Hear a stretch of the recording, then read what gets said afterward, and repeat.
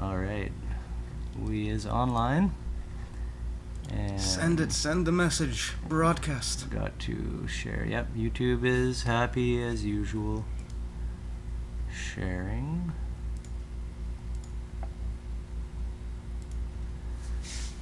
Alright.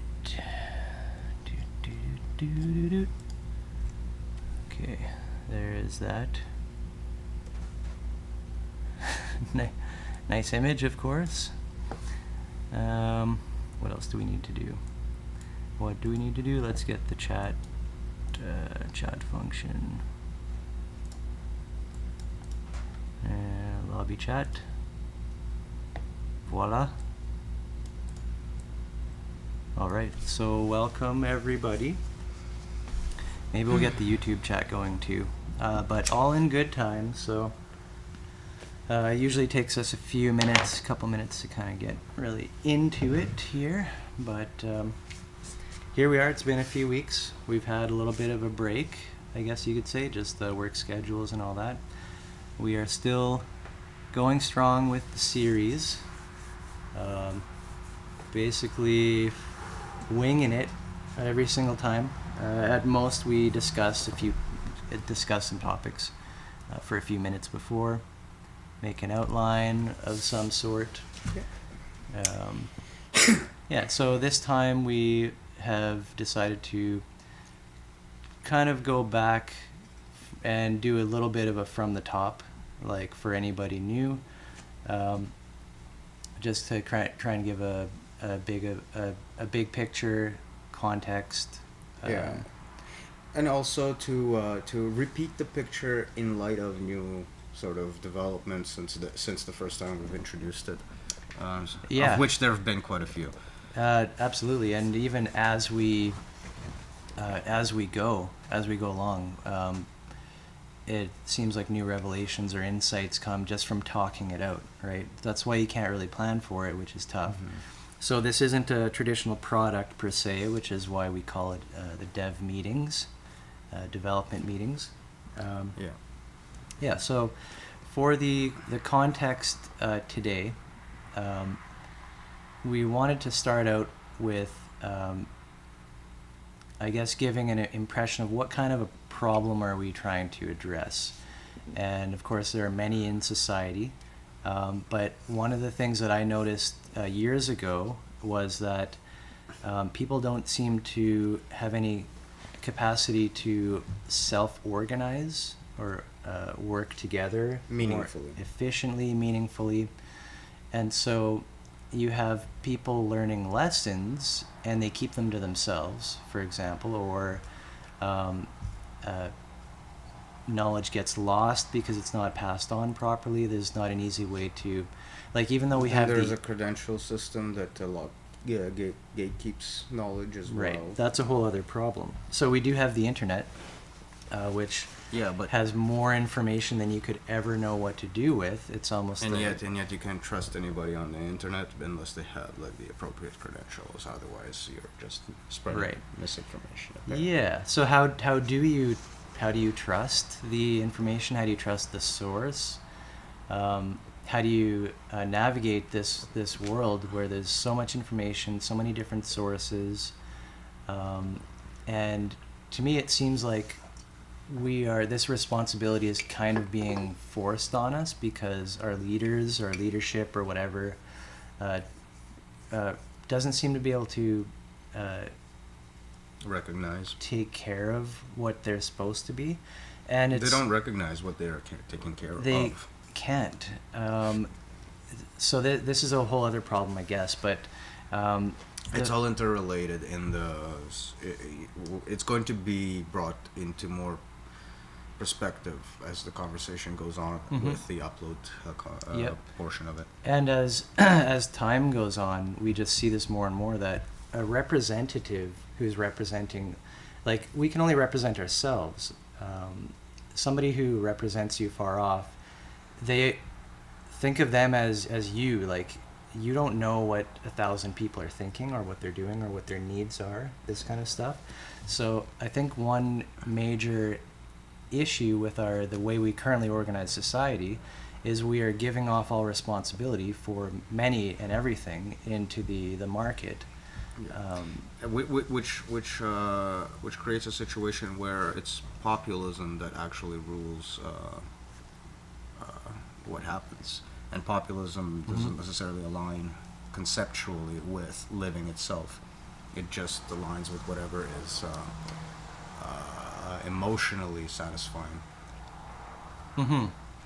Yeah, and it's easily manipulated. Well, it's emotional. So Yes. yeah, so as most people who are, I guess, into philosophy and that kind of stuff, or like trying to figure out what people are doing, realize that that through propaganda, media manipulation, all this kind of stuff, masses of people are just pushed one way or another. Like it's not at all a living sort of system. It's kind of Binary.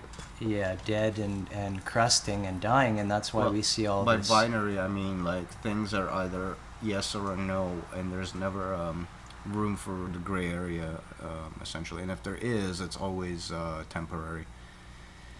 Right, until it can be reconciled or recuperated. In some other method. Uploaded. Yeah, the upload discussion is coming, so don't let that word Yeah. linger too long in your mind. Yeah, so if you now.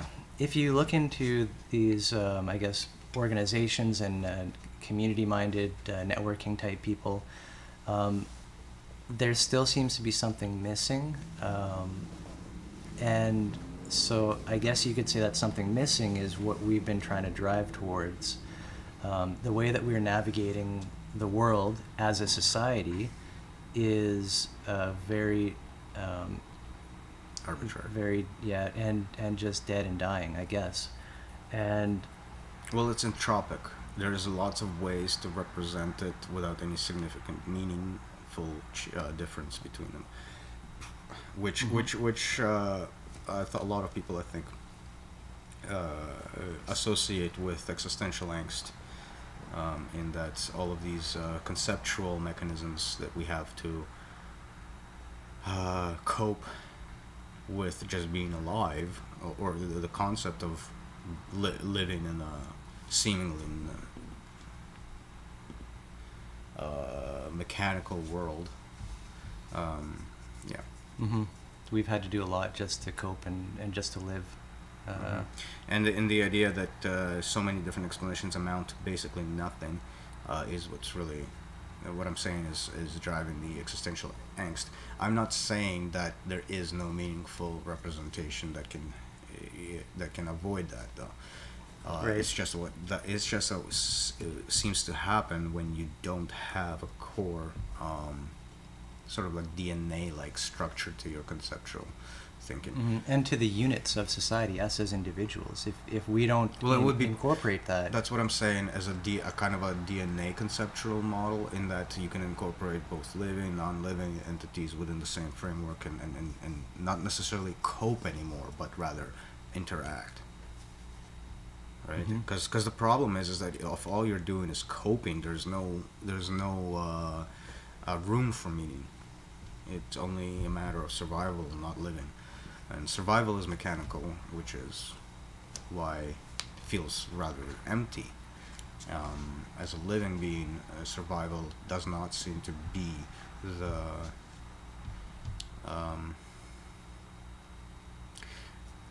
well, the issue is really the commodification layer that we're at. Survival has been removed as the primary activity, so all the activity is everything but survival. And so whenever activity to deal with survival comes up, it's always about coping now, just trying to cope with different circumstances that have been supplied to you by others rather than nature itself. Right, and that's kind of a hard, difficult thing to say. But so looking at society and talking about the type of unit that we are, I think this says a lot. And we've talked about the process, the long road of commodification of all life. We've gone through many layers of creating these plateaus as a civilization, First, it was the walled city, right? You don't have to worry about invaders because you're just, you walk from your house to the market. Until there is a siege, yes. Until something happens, but right? It's kind of funny, like you should say that, because yes, that is correct. While the House of Cards is standing, quote unquote, Right. without when there's no wind, so to speak, the House of Cards just looks like it's standing real strong. But the thing is that in these cities, for example, if they come under siege, the life quality drastically changes. No doubt. Because all of a sudden, famine, disease, cannibalism, all Right. of that shit starts to pop up. And eating yourself from the inside. But when times are good, the mind doesn't have to worry about it, and it's like, oh, that doesn't hardly even exist. A threat? There's no threat, right? Like, we're not all running from tigers and stuff in the jungle or whatever. And I think the other point to be made here is that it's a wrong view of pre-civilization people. They didn't spend their entire lives being afraid of nature and running away from it. Right. That's not why they built walled cities, for example. Mm-hmm. The most prominent reason for that is because somebody had stashed something away from other people, and those other people wanted it. That's the reason to build the walls. Mm-hmm. That's the reason to deal with that stuff. Yeah, so naturally, and before that, you would have, of course, people learn to defend themselves with weapons, and would have shelters like cave or huts and... Caves are primarily used for ceremonial purposes. There is no evidence to suggest that they were used as habitats. So huts, a mouth of a cave would be used as a temporary shelter, like from weather or whatever, but not as a permanent residence. Mm-hmm. So, like, the point I wanted to get at quickly, if possible, is that the type of unit that we are in a society, operating as a part of a system, by we I mean like the individual, is important, is significant, and through this long process of commodification, we've kind of uploaded responsibilities out into the ether of society, right? Mm-hmm. For responsibilities to be taken by others.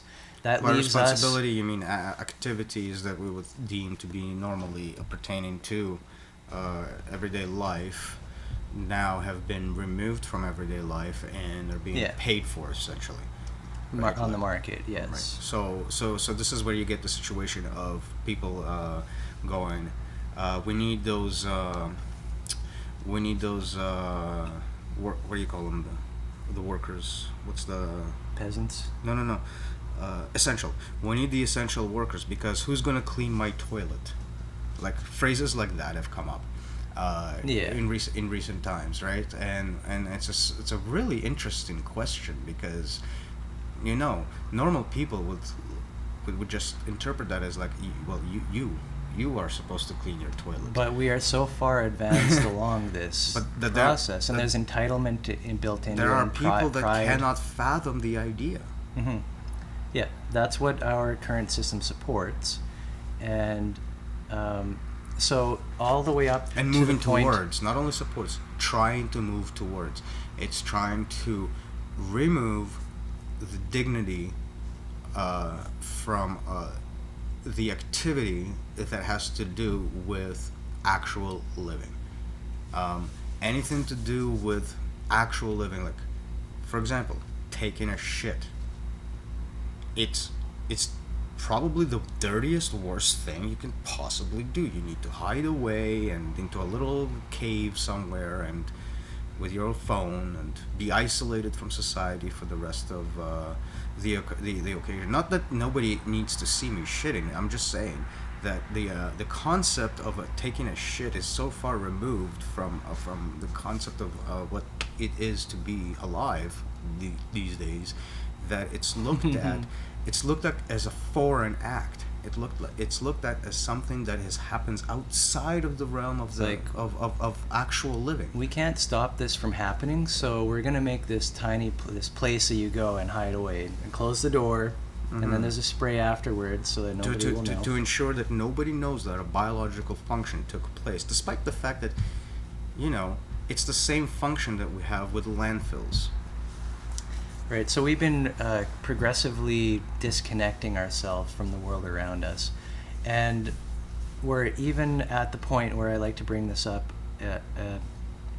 is that even the responsibility of making sense of events and facts. Oh yes. It has been also up and offloaded. So if you try to explain something to somebody, they're not even there. Like unless you like dress up as a TV and then put a microphone and then according to the news, and then supply what everybody else is saying about the subject due to their credentials. Right. Unless you do that, what you have to say, despite maybe you haven't been able to extrapolate something out of the data, doesn't matter. You don't have the credentials because right. like, the symbol is not on you. You don't wear the badge. You're not so listened to. It's a wall. That's credentialism. It's a wall surrounding communities, different responsibilities. Just to sort of wrap that up. On top of this, there's the entire solipsistic problem that we've been trying to allude to as well. So it's not like there's no reason for there to be less trust from an uneducated individual. Right. It's the fact that only the educated are given the pass of being able to speak that creates an actual problem, because some people, that road to get those credentials also happens to be a filtered road, in the sense that to get those credentials you must toe the party line to begin with. And so failing that, if there is a contradiction to the existing system, it is buried by this mechanism, by the credential mechanism. It's simply buried into irrelevance, regardless of its actual content.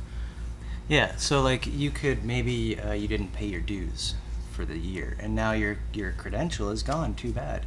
Guess what? You are disconnected now from society. You can't provide your service. So there's a scarcity in the platform scenario. Yep. Alright, we could probably start going to the last step after.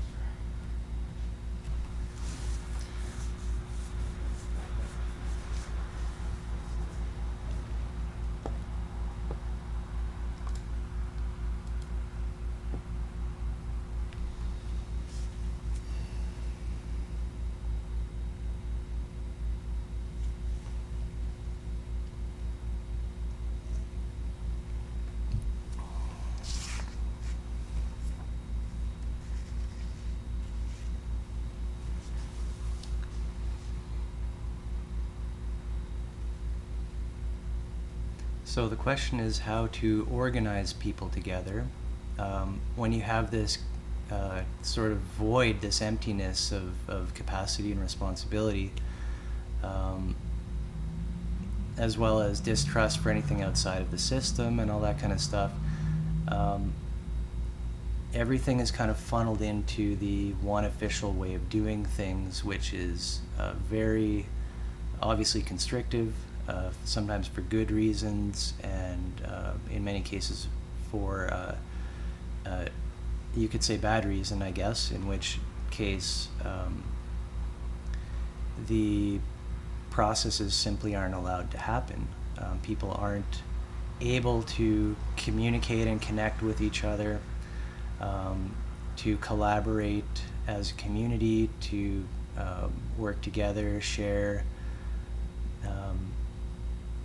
It seems like all of this type of behavior, which would be needed for a much more living society, has been eradicated. And so the example of a representative somehow representing thousands or millions of people is the only option. So we want to move towards living systems in which each individual unit has certain capacities which would otherwise be foreclosed on by the state due to credentialing and all this stuff, for good reason and bad, right? Like some reasons out of safety and whatnot. But well, yeah, like proven patterns of destruction are not like above any individual. Like nobody should be engaged in trying to take over that. You know, like because that's what happens in these living systems. That somebody tries to take it upon themselves to be in charge of it, and it goes right back. Yes. So that's something that has to be sort of bureaucratically in a way imposed. So there needs to be a mechanism that circumvents this tendency. That's the key. What's the point of the feedback observation method really is to note these events that they can happen, how they happen, and respond to them as they happen.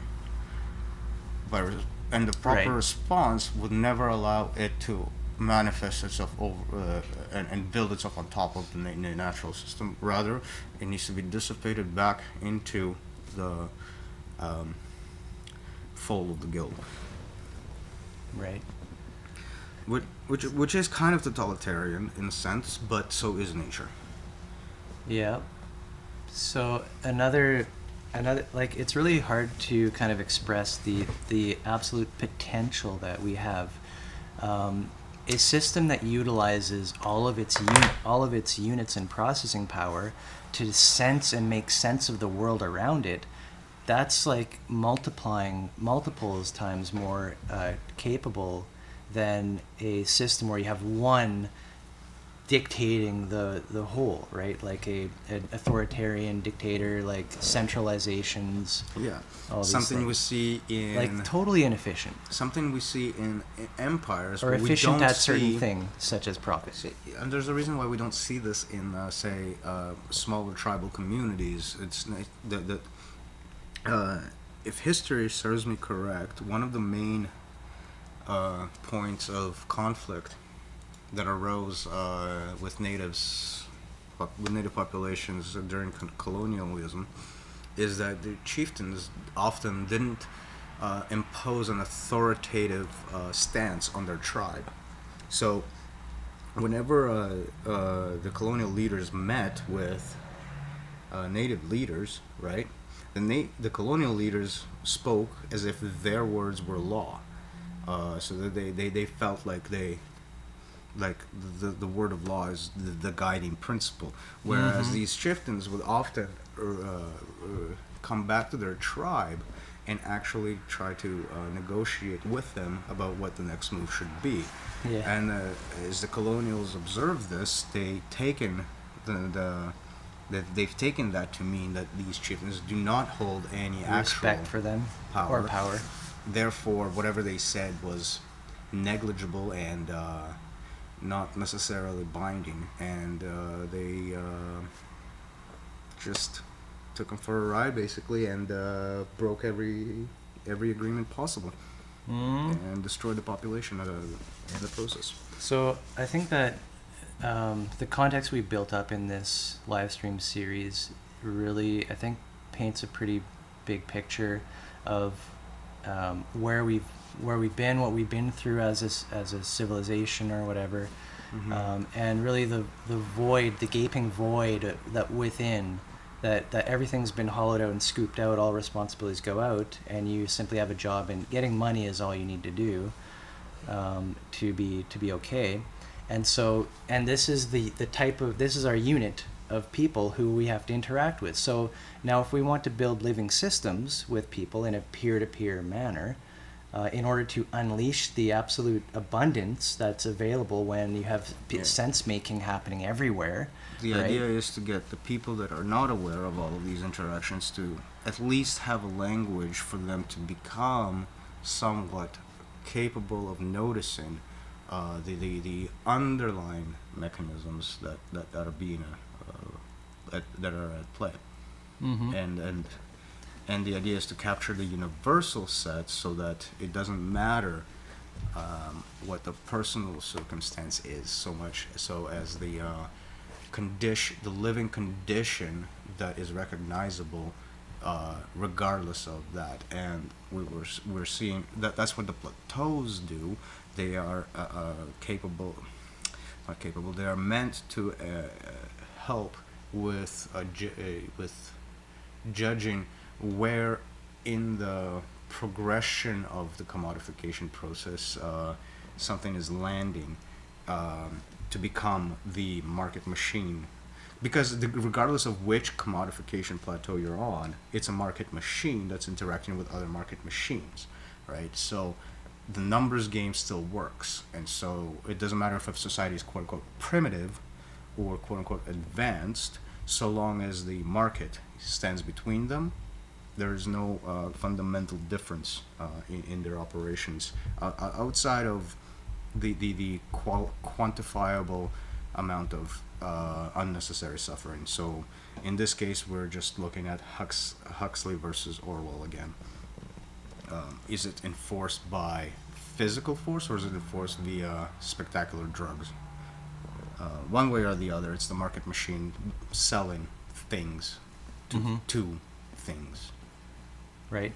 And so that kind of points towards a root cause that we can look back to, and that's kind of, we needed to unearth that so that we knew that whatever came from it is coherent.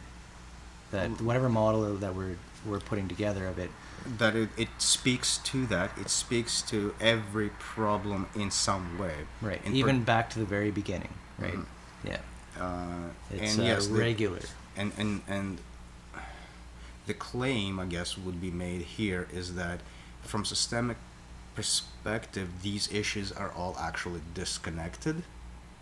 But that's actually the trick. So it's sort of like the illusion of it is that because they seem so disconnected, you would want to tackle one piece at a time. And as you do that, the other pieces tend to swallow the effort. Yeah, so this reminds me of like all the various problems that we can see in our world. I know the latest one that people are concerning about is like climate change and all that, climate whatever, pollution, plastic, ocean levels rising, whatever it be. It's the past 2 decades, really. Yeah.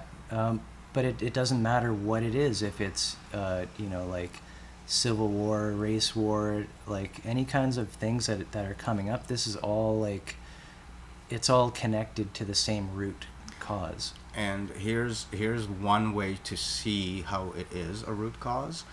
Every kind of social change that people try to do, like the political movement post that we were debating with earlier.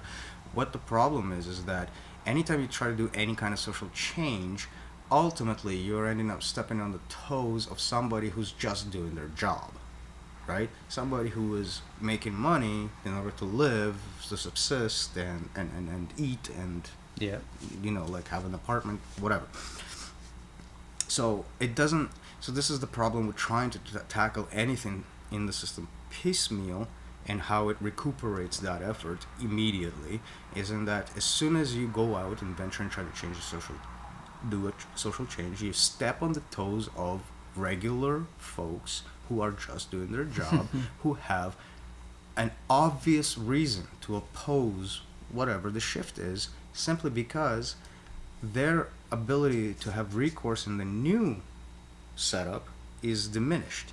They're not. You can't ask a coal miner, for example, to become a programmer. Like that shift is not realistic. I mean, some obviously can. That's not the issue. It's taking an entire demographic of miners, for example, and trying to displace them entirely because they have to work for a living, right? That's the key. Because they have to go through that part of the system. No other change can actually affect this immediately in a proper way. It's always going to be fought against, always. I think rightly so, because this is a very precarious and fragile situation we have. And it's not their fault. And it's a great point. So why not just do the glorious revolution, go kill all the rich and eat them? What I'm saying is that the ability to respond is basically removed entirely from that situation. right? Even though the world should move in a particular direction to keep itself alive, so to speak, the details of going through this filtration system of money cause a complete stagnation in the ability and the capacity to do anything but perpetuate the actual problem. Mm-hmm. Yeah, so my point was that everybody has a lot to lose because all they know how to do is get money. Mm-hmm. And soon though they won't even have that. So let's say you do even have money. If society is going through some kind of collapse or upheaval, money doesn't mean anything. It doesn't mean anything. And furthermore, all the cooperation, everybody has said a big F you to their boss and nobody's going to work. Or in cases like that, that's why everybody should, I guess, not should be rightfully fearing these kind of people who want to come in and just kill everyone, and then we'll install the good people, and then the good people are supposedly installed. The cycle happens all over again, right? And meanwhile, all of the life systems have just gone goodbye because it's all centralized, right? So that's why we're seeing a huge vast of extinction. It's going a wicked problem. How do you from animals to languages? So you just want to fight the system, but fighting it basically is like chopping your own arm off, because we are externalized. Everything has been externalized from us. We have no responsibility or ability within our sphere to live through our community and neighbors and that kind of stuff. So you're bringing up the point that the only sustainable effort can only happen when you have a membrane, if you will, that allows it, on the one hand, to behave outwardly in a way that does not step on the toes, right, and then internally allows for the actual activity to take place that is shielded from toe stepping. Mm-hmm.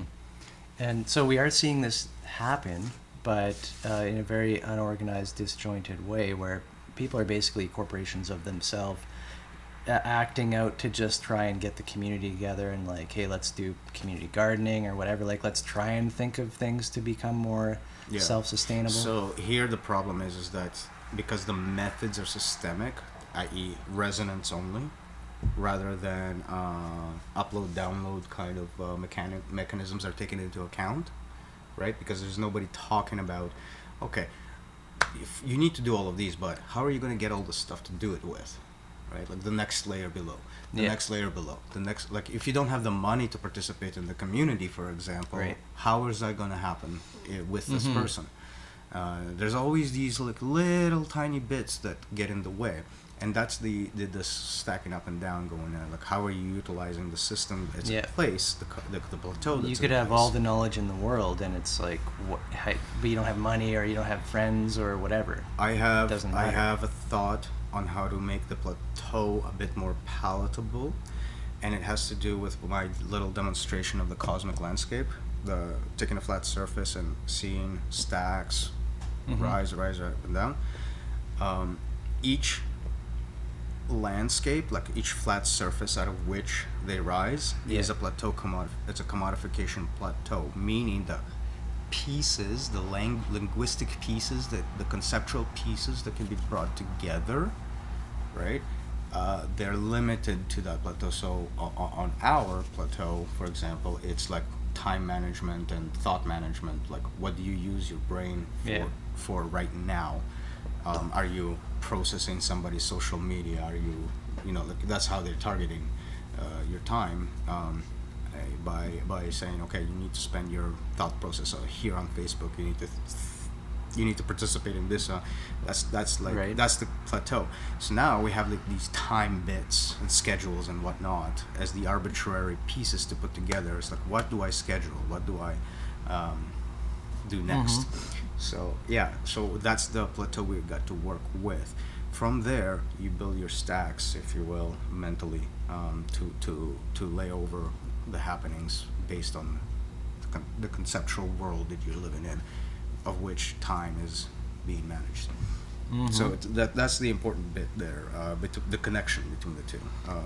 The landscape is one of plateau. By plateau, so which we've spoke about in the chronology of spectacular systems. Is when you have a layer, you no longer need to think about what's below. It's a given that function of society has been exported for you, that you don't have to worry about it. So the easiest example is when your environment becomes land. For example, you no longer think about that tree, you no longer think about that rock, you no longer think about the river and whatnot. You think, this is my plot, and it has XYZ resources, right? Like the environment becomes a list of things rather than the environment in which you are. It's gotten separated. It's gotten categorized. So that would be a plateau. So we move from living in the environment to living on the land. So now on land, it's a very different language than living in the environment. Sure, there is sort of like a backtracking at every point, because it's never a perfect disconnect, and people are at different stages in their own development. But the system, as it were, cannot recognize an environment anymore. It can only recognize this plot of land, that plot of land, the other plot of land. 1, 2, 3, 4, 5, 6, 7, 8, 9, 10. And so on it goes. Yeah. You're back. Okay. Why don't we take a couple minute break? Verb.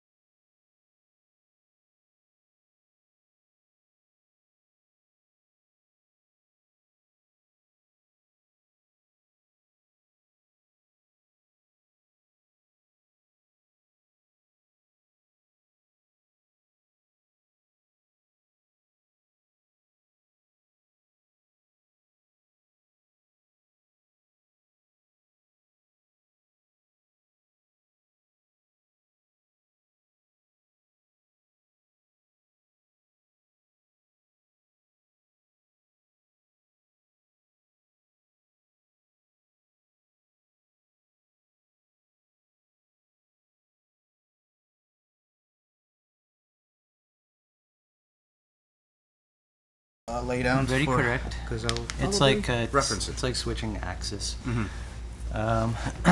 Okay, so Wait. I think so the idea is to lay down that there is a problem, right? Like a problem of not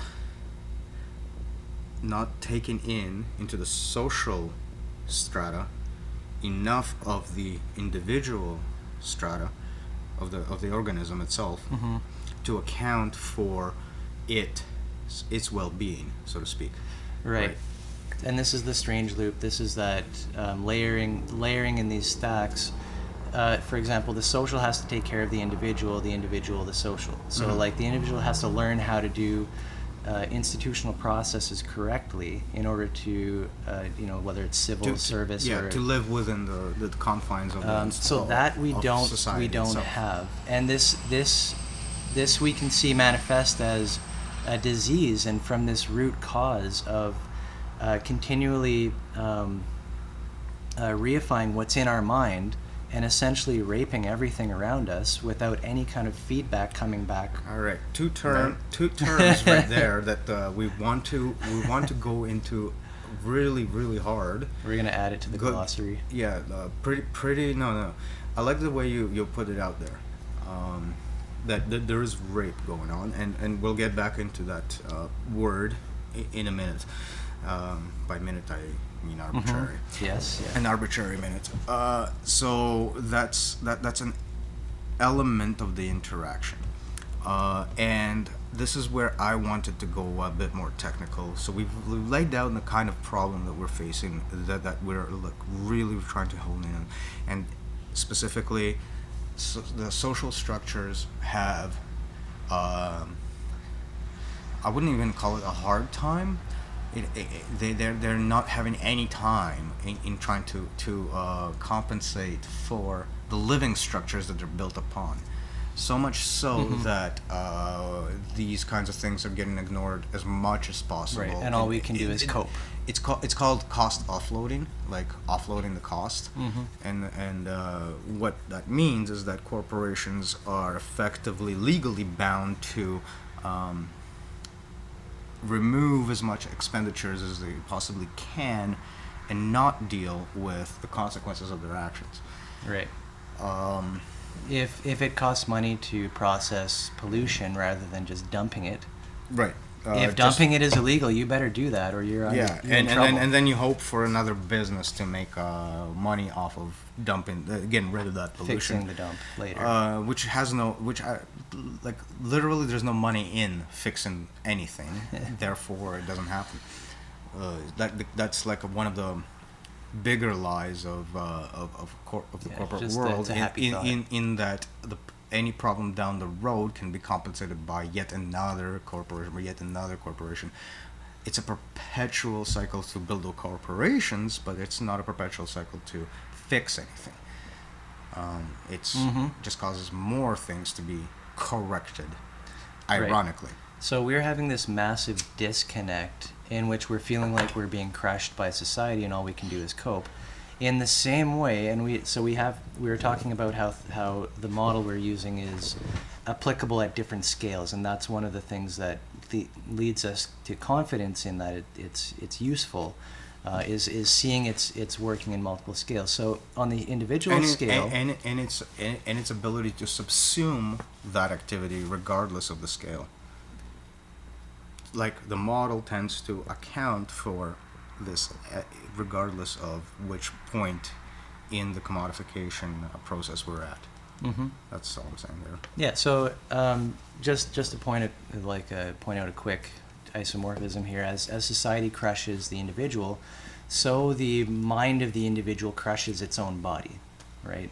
We see becoming sick, becoming depressed, becoming malnourished, becoming right. And so we have this hives from like emotional responses. It's all there. Yeah, just complete neglect, loss of hair. Even like you don't know what you don't know. In patches, right? Sometimes. So the culture hasn't been passed down and we haven't, things you would learn over generations and pass down. Forget that even, like we're no, like look at the way that kind of knowledge is actually treated. Old wives' tales. Right. Who would listen to that? Right. So we've got the model, we've got what we're calling the guild, and we've got a sort of corporate structure laid out, which acts as the hollow part of the entire creation there. And so you can see this work that we're putting together Institute, by the way. as something that's self-contained and also self-replicating. And So only self-contained. That's the key as well. The biggest difference between the model and the system is that the system is about everything else but itself, whereas the model is about itself, sans everything else. Right.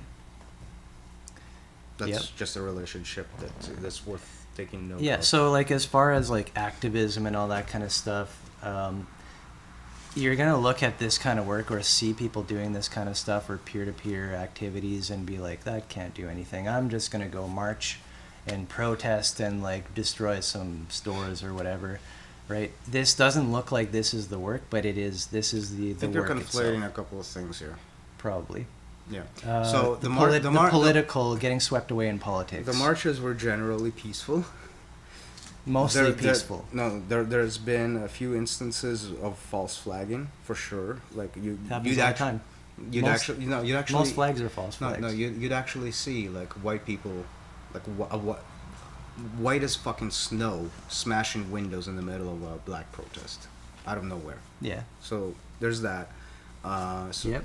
The other part is that wherever there was kind of like that kind of chaos, those were places where the people owned nothing in the area. Right. Imported. Absolutely They're bussed nothing. in a lot of cases. Like bussed in. Yeah, like they You don't give a shit about lived in that. a foreign fucking thing, and all they Right. wanted to do is remove the foreign elements. So yeah, like my point with that though is, you can do with your community and you can do something with the people around you, your network, your space, but going off to make a political point somewhere, it feels good or looks good. It looks like it's doing something. So the case you brought up was actually slightly beyond just the political, because the elements that were removed were foreign. So in this case, what we saw is a more natural response to systemic invasion. This is the response to systemic invasion that you see in every single native space, right? Where the system is trying to encroach on a space with which it does not have any relationship. Mm-hmm. The only relationship is subjugation. Yeah. So those protests are not a great example of what you're talking about. Well, I didn't even mention any particular protest. Oh, we all know which protests you're talking about. The recent ones, I BLM. guess. Fine. But everything gets whipped up by media, and it's impossible to try and pick it all apart. You don't want to listen to Tucker Carlson talk about it, for example. It doesn't matter who you're listening to. The point is, the guild activity is fundamentally different from appealing to political mass spectacle. Now there's the point. That's the point. And I'm sorry to drag you through the mud on that one, because that's a touchy subject, and we're two white guys discussing it. So you gotta admit there's gotta be some silver lining here. The point I think you're trying to make is that the virtue of the political movement being political is non-virtuous at the end. And I agree with that. Mainly, what was that? You said, so I guess we're gonna announce this as the two white guys telling the rest of the world how to live show. And Skew says that's racist. So racist. Yes, I think that was was the point there. Yeah. I mean, we what are you want gonna to, do? Like, we are two white guys, and we are talking. So I mean, you can take that seriously, or or you can actually acknowledge that we're aware of this. Maybe not like aware of the plight per se, but in particular, like that there is a plight, that we're sort of acknowledging that we're speaking from a position of quote unquote privilege, the privilege that pertains to being left alone, also in society for the most part. position of also being pissed off about shit. Yeah, like that's really the motivation behind the title there.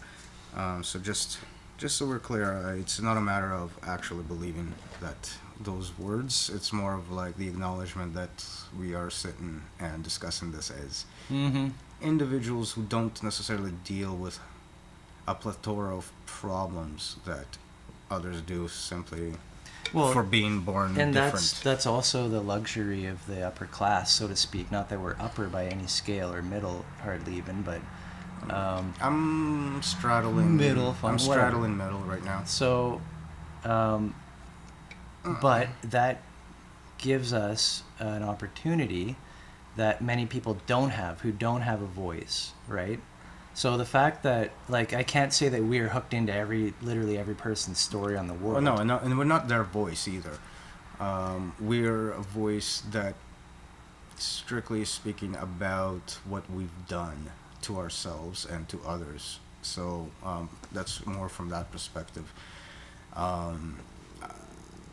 I grew up in a world where no religion was simply not acknowledged. For example, like I am very systemically brought up, if you will. Same, pretty much. And yeah, it's more because of waking up from that sort of dreamy, from that dream, if you will. Not that I woke up into anything less than a dream. It's just more of a different dream, but one which recognizes that the suffering of people is connected. It doesn't. This is where the whole race thing can disappear, simply because there's no difference in race between heart to heart. There's no difference in race between the concept of, say, what we present as animism, the wireframing animism, the stacks growing and even and communicating. Differences in culture and religion too. These are our attempts to sort of reclaim, if you will, something that's been lost to our ancestry, to the point of where we have to go out elsewhere into the world to find examples of it, to sort of see what it would have been like had our ancestry, if you will, taken up the charge of maintaining this model of both going in its secular direction through the Greeks, and its theological direction through the Jews, which is the main building blocks, if you will, mentality, the idea of unified sort of, say, systems. Had that ancestry retained some semblance of the model, which we see through Gnosticism, for example, which has been eliminated for the most part, what would that be like? And had we retained that, we would have been much closer, in the literal sense, to other cultures because of this.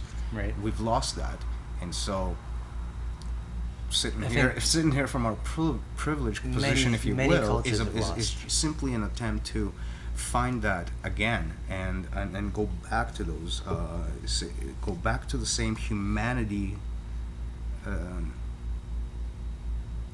line that the rest of the world seems to still have. I don't think so. To I an think extent. many cultures Depends on how isolated. Capitalism, for example, is just permeated everything. It's all market machine. We're talking about small villages still. We're still talking about the kind of human line that exists regardless of that existing. Like, it can never eliminate humanity. Wait. So we have our coherence model, which we can use to talk about this. Do we think that most cultures, like, let's just take continental or countries, whatever they're believing, do you think it's actually membership is being fostered? Right? No. Exactly. So anything behind the quote unquote contract of the nation cannot function that way. Right. You can't. You. Everything That's not has where been that's found. enveloped. So, like, My main concern with that spiel was to bridge the gap between us sitting here, right, dictating what the universe looks like, with and reconciliation of the fact that there's a huge element from our own historical sort of perspective that's been lost to us, to the point of where we had to again search elsewhere. So for me, Buddhism was like a huge revelation, if you will, to a different method of thinking, to a different comprehensive strategy, all that jazz. It was through this a side channel, if you will, where I got to bypass a credentiated information that I was so used to. So it's an acknowledgement of the loss. It's an acknowledgement that the gap between people exists because of this loss, and Yep. the point, the real point that I'm trying to get at is that we can find that unity again if you and I, like from our position, allow ourselves to go back down through this model into the heart, into the actual human nature, and connect from there. Exactly. Without the system, without the And- horrifying history that So came this along with it. this is something that can be found deep within each of us if we look inward and find that there's a living human being in there that's been kind of shelled over by ego reification and all the systemic ego reification. There's a living being in there, and that's what we all share in common. And I think that for cultures to coexist, there has to be what you would see like a meta model going on. Like even within their models, as long as you're reaching membership, right? As long as that's As long as you understand that the model comes in different flavors. You say it this way, I say it that way, but we're saying the same thing. This is the power of metaphor rather than being a literalist, which is the fundamental driver of misunderstanding, is literalism. Taking things literally, things that cannot be taken literally, are used in a literal form, like religious texts, for example. The problem that I see, Right. this is my personal opinion, but the problem that I see is that both atheists and theists read the Bible in effectively the same way, literally. And so, the people that believe the Bible literally are wrong, and the people that don't believe the Bible due to reading it literally are also wrong, because Yeah. you can't get anything out of it reading it literally. What you'll get is a lot of weird, disjointed facts. not even facts, but stories about war and about this, about these circumstances and those circumstances, and facts. Not even facts. Just but checking. Stories about war and about this. Checkinating. This and that and that. Yeah, so like if you see society as kind of disintegrating or whatever, unable to hold itself together due to people unable to reconcile their views, their opinions, we're looking for or looking at something deeper which we all can access and share in, and which kind of melts all of these other models instead of being that, like Shania was saying, the literalistic interpretation. We can kind of see the isomorphisms between cultures, like, oh, you do that this way and you tell this story.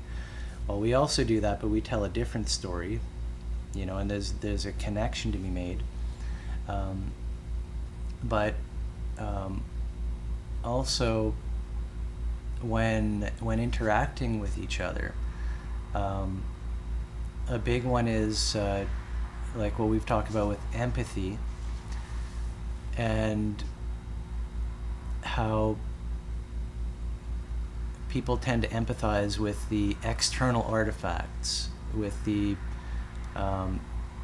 with things that nobody really has any control over, like it looks like you did something bad or whatever.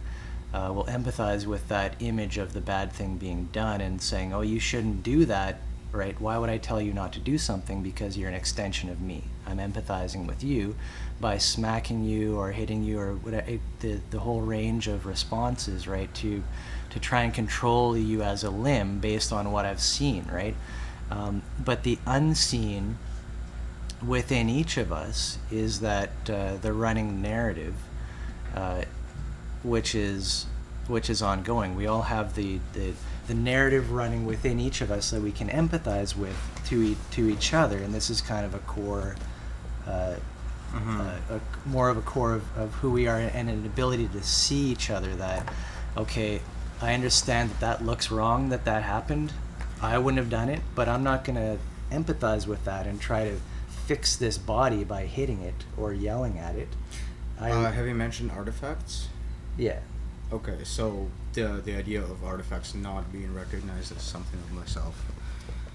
Yeah, but recognize, empathizing with it is not empathizing not with the narrative, right. Sympathizing with the artifacts. Mm-hmm. Yeah.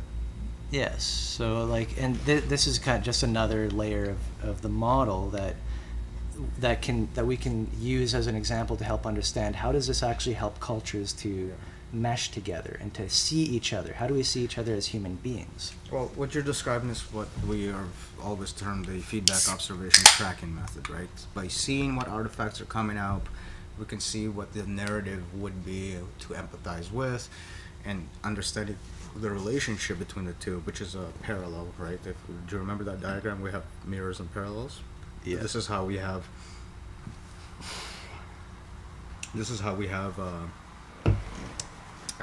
parallels, is that the artifacts are from below the horizon, mirror themselves into the mimetic slot, then parallelize themselves into the narrative slot. So artifacts are not different from narrative, but the relationship to artifacts versus to narrative is different.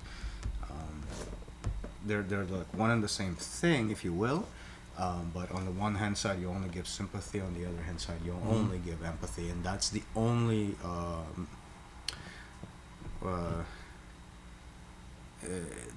mechanic that you can play within this schema that allows you to not tether yourself to becoming more empathetic with random artifacts that pop up, like so. So this is how marketing really works, is by propping up an artifact that you really want to empathize with, right? Something that is disconnected from everything else, looks shiny and pretty, and is going to solve all your problems. That's the idea of marketing, to sort of sell you on that little tiny object that is disconnected from the rest of the world, so that you can launder it from the world with a value of money, right? Erase it from existence by number. Right. So that's the key there. The difference in say current society versus what we're talking about, where the empathy needs to be versus where the system says empathy has to be, and that's the conflict, if you will. That's the war that people get killed over, is really trying to say, no, that is not what I'm empathetic with, that is. And oftentimes when the artifacts are not supported, the system retaliates, regardless of which narratives are involved. So that's why Artifact not supported? this is why, like, say, people in power, for example, have a tendency to be extremely paranoid from other people seeking the same power. Why murder and all of that is rampant in those higher ranks, if you will. Yeah. And why it's like Epstein just disappeared, right? There's still no investigation. Why? Sure. Because the people who are involved in this, McAfee. people who are involved in all of this, they're not under the law that everybody else is in, they are purchasing laws for themselves. Mm-hmm. Like, so when that's the artificial, Right. that's the artificial mechanisms. So if you stick around only artifacts, you are pressing down. You can gain a lot of arbitrary power. Mm-hmm. And this is how So to speak. how political power accumulates by, I guess, by empathizing with all kinds of slogans and Yeah, and systems. allowing the populace to empathize with artificial shit versus anybody's narrative. Right. Why people suffer, why nobody cares about the people suffering, because their narratives are not important. They're not the artifacts that people are picking up on. Right. Which narratives show up as artifacts. The artifact of the narrative is sympathetic. The narrative that the artifact represents is empathetic. That's the hardest element of this model to actually exercise, to get in touch with, and haven't even come up with it myself. Like the schema of this myself, I'm nowhere near being able to execute to that level. I can sort of only see and recognize these elements from a meditative perspective, not from Right. So I hope that within this first hour here, we've kind of outlined a little bit of the, I guess, going over stuff we have before, but outlined society, civilization as it is now, the kind of problems that come up, and the way, problem that comes up. the problem that comes up, and the way that we are approaching this as a self-contained, self-propelling membrane system, a replicating package of behavior, I guess, that forms clusters of people together to get things done. It's effectively a meme. It operates like and we have to also acknowledge that this is this being a part of a living system is in a perpetual bootstrap. Okay. So we are at early stages, you could say, although we're years into this. We're at the stages of manifestation. Other people are more advanced. Other people are not as advanced. But I think there's a convergence happening based on awarenesses that this kind of behavior needs to be supported and the happening. convergence, the way I see it, has to do with the universal element of the problem with the system as it is. So something that we might want to be calling, quote unquote, the human condition, which it's an interesting phrase because it illuminates our separatedness from the rest of nature, if you will. We call it the human condition because apparently, and quite correctly actually, only humans experience it.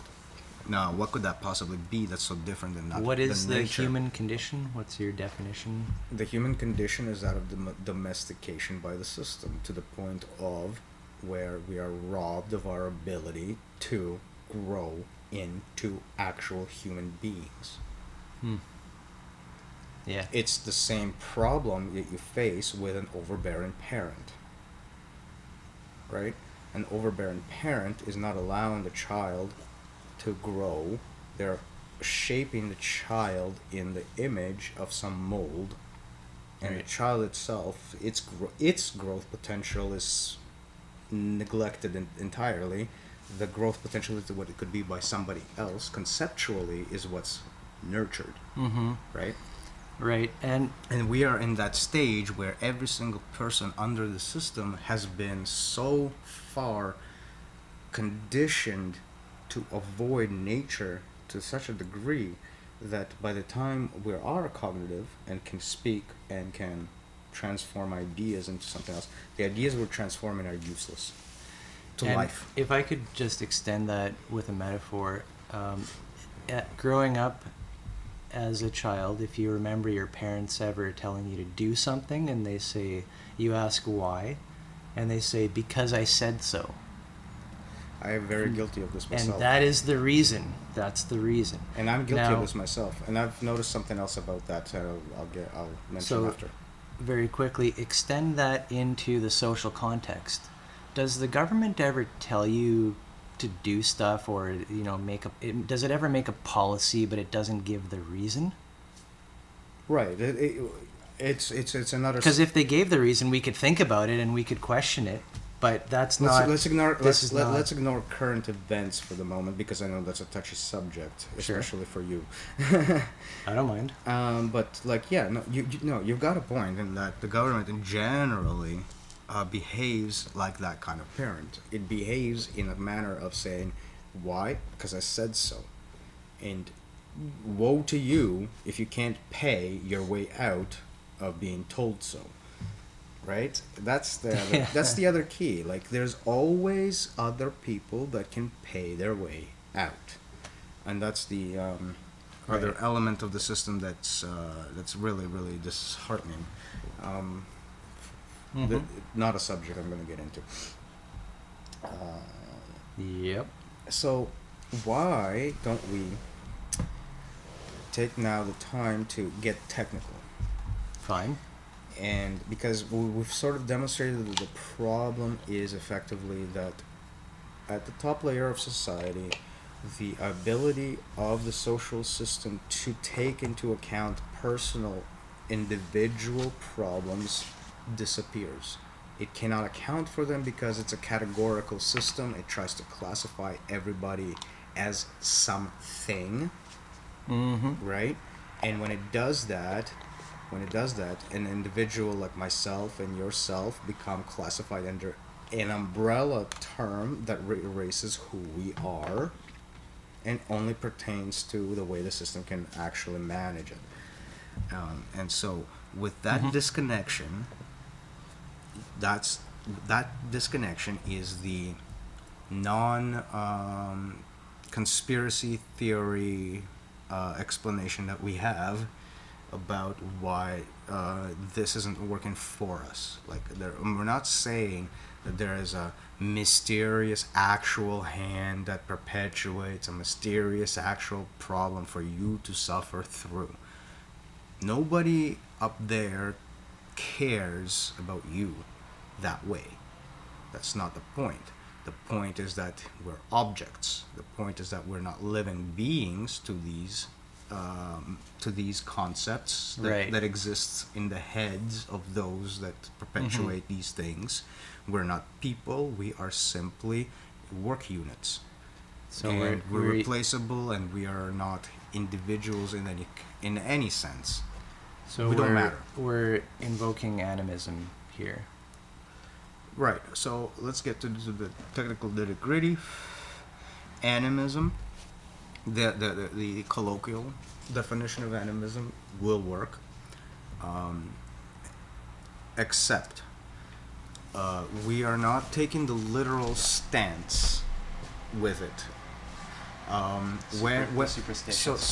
So the idea that things are spirits is not to be taken literally. We're not talking about giving human qualities to things that aren't human. We're not talking about giving supernatural qualities to inanimate objects. None of that is really the point. The point is really the mental relationship one has with the environment before it is called land, with their possessions before they're called possessions, just things around the environment that they have access to, that is, where their labor isn't before it's called labor. So the activities one does. Right. I'm talking about this because those are the plateaus. And what you're talking about. That's what gets plateaued. All these examples are a reification of an idea concept down onto matter. Okay, so reification is a word we're going to discuss, hone in on. So recently came up. Hold on to that. We're going to make sense of this. Right. So. What was I saying? Just all the examples of this rock or this stick is not the piece of land anymore. It's not the environment. It's the land. It's now being categorized, classified. Everything's becoming classified. No, I had a more arcing point there. The bigger picture. So I'm just trying to get into the technicalities of it, where so the picture is being painted that essentially the social level has lost its grip on being able to upload. That's the new term. Upload information from what it's built on top of accurately. So let's put. So there's. And how do you do that? So there's a technical side to it called science, that did things quite correctly, to an extent. So there's the idea of the atom, the idea of the molecule, the idea of the chemical, the idea of the cell, for example, the idea of the Right. organism. All of these different kind of layers that make sense from the perspective Right. of building up. It's a all stack. been imperially Observed. experimented and observed. Right. But then it starts to get into trouble when it starts to reify this information inside of its social structure. Why is that a problem? Because the social structure doesn't have necessarily the same concerns as the other structure. The other structure, it works as long as it works. The social structure can work in a variety of different ways. It has what's called a higher entropy grade, right? So what does that mean? And it's an analogy. First of all, let's not go literal because that'll not make sense. Analogy-wise, it means simply that there is different ways to make the same thing work, right?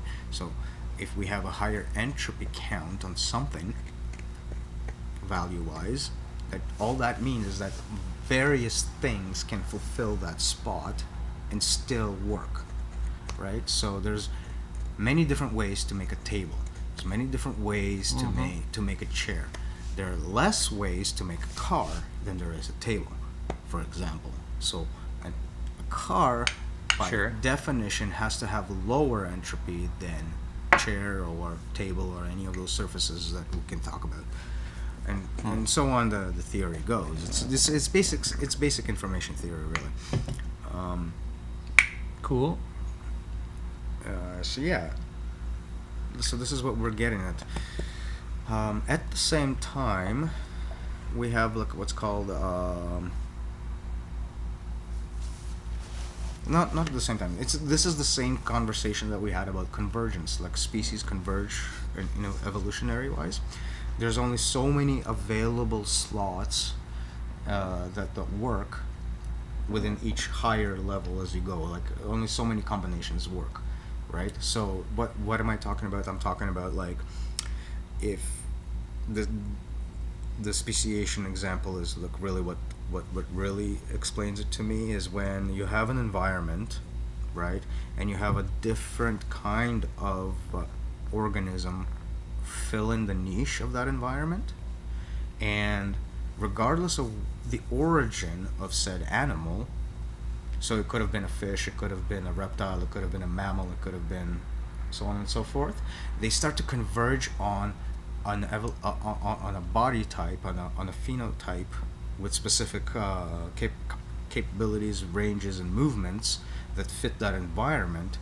And whether it was a fish, whether it was a mammal, whether it was a reptile, whether it was this, that, or the other thing, they start to look the same. Yeah. So there's a convergence on the possibilities of what can exist there, right? Right. And so each jump into a layer is subjected to this sort of a constraint of where you can only take up these shapes. So we see this with, say, atoms and molecules, because the orbitals can be only these configurations and only ever these configurations, right? It has so many different implications to the chemistry that we see. So are you implying that the social layer has certain shapes that should come to be based on the fact that we are humans coming collectively together to make that upper layer?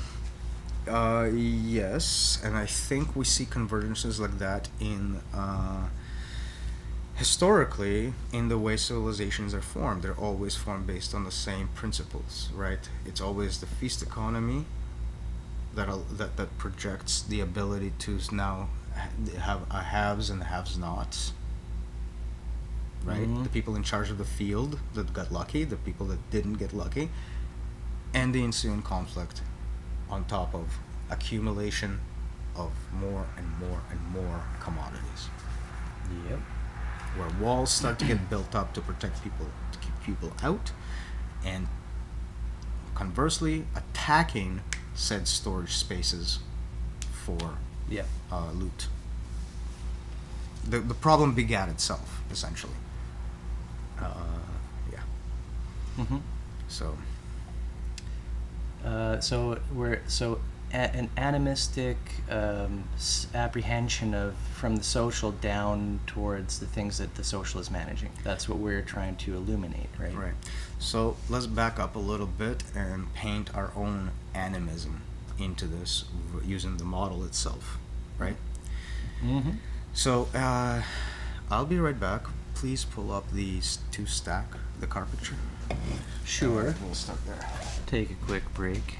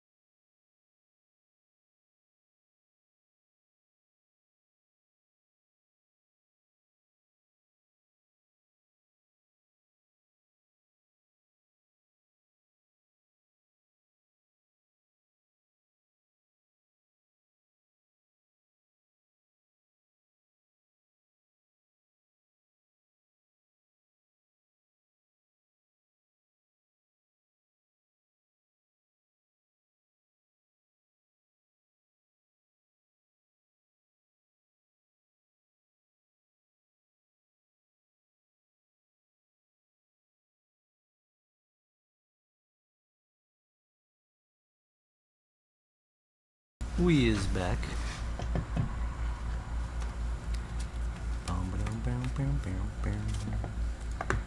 Let's see, did we pull up the car chart? Did you want any other model?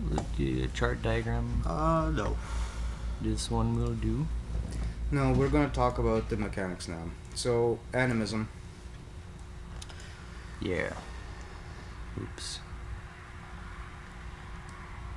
And let's re-stress the first point there. Animism is not to be taken literally. The point is not that the point we're not trying to make is the fact that that there is some sort of supernatural force seeping through things that makes them alive. That's not the argument. That's not the. It's not even the correct picture, unless you're taking it superficially. That is to say, you can use a literal interpretation of that as a guide, right? But what the claim isn't is that this is the interpretation that speaks to what the world outside is. If you want to use that to bootstrap a membership, yeah, it's fine. What we're saying is like that is actually a correct way to do it. You can pretend, so to speak, that things are supernaturally alive. In fact, it's more beneficial than to pretend that they're not. Right. And we'll get into the reason behind that in a bit. There is logic to this. I think the key is relationship. We're Exactly. having a relationship That between is ourselves and the object. That is the point. And relationships grow, they develop, they change, right. and that's kind of so the even key, if right? the object is not animate, you are. That's the key there. Because you are animate, you are projecting the animation onto whatever is inanimate. Right. Whether you do this consciously or not. By consciously, I mean whether you intend to do this specifically, like you tell yourself, I'm doing this, or whether you don't tell yourself that and just perceive it that way. Right. Either way is fine. Like, if you're sitting there figuring out a little puzzle or something, it's actually morphing and changing before your eyes. Like, it is becoming a different thing almost by the second. Right, because you're shifting it around and solving it. So why go to this entire spiel is because there's a difference between talking about this animism as the model versus trying to talk about animism as something that is one that experiences and trying to relate to others.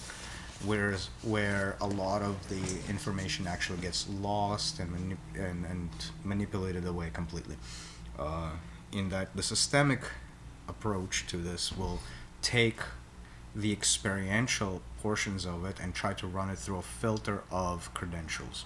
And of course, it'll never run through that filter properly because the entire concept is an analogy. Right? So you'll never find the constituents of the experience within the framework of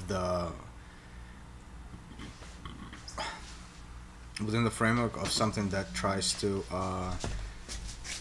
express experience as other things, right? Because it's just going to reduce it to a chemical pattern, it's going to reduce it to a molecular pattern, and so on and so forth, but it will never actually Which is natural. This is an experience. The force of order, so to speak, coming down on the situation. Yeah, not exactly clear how, but not in that exposition, anyway. But yeah, this is an effect of that. This is where we are going to say that there has been an inappropriate upload. What got uploaded into a layer above does not represent accurately the layer below. Now, we're basically going to start talking about feedback, observation, tracking at this point, because you can't say that there is an upload is inappropriate unless it gets left at that and downloaded forever the same way. So what comes up goes down. In other words, you learn something, you think, oh, this is how the puzzle is. And then forever that puzzle is dead to you because it never changes and you always solve it the same way.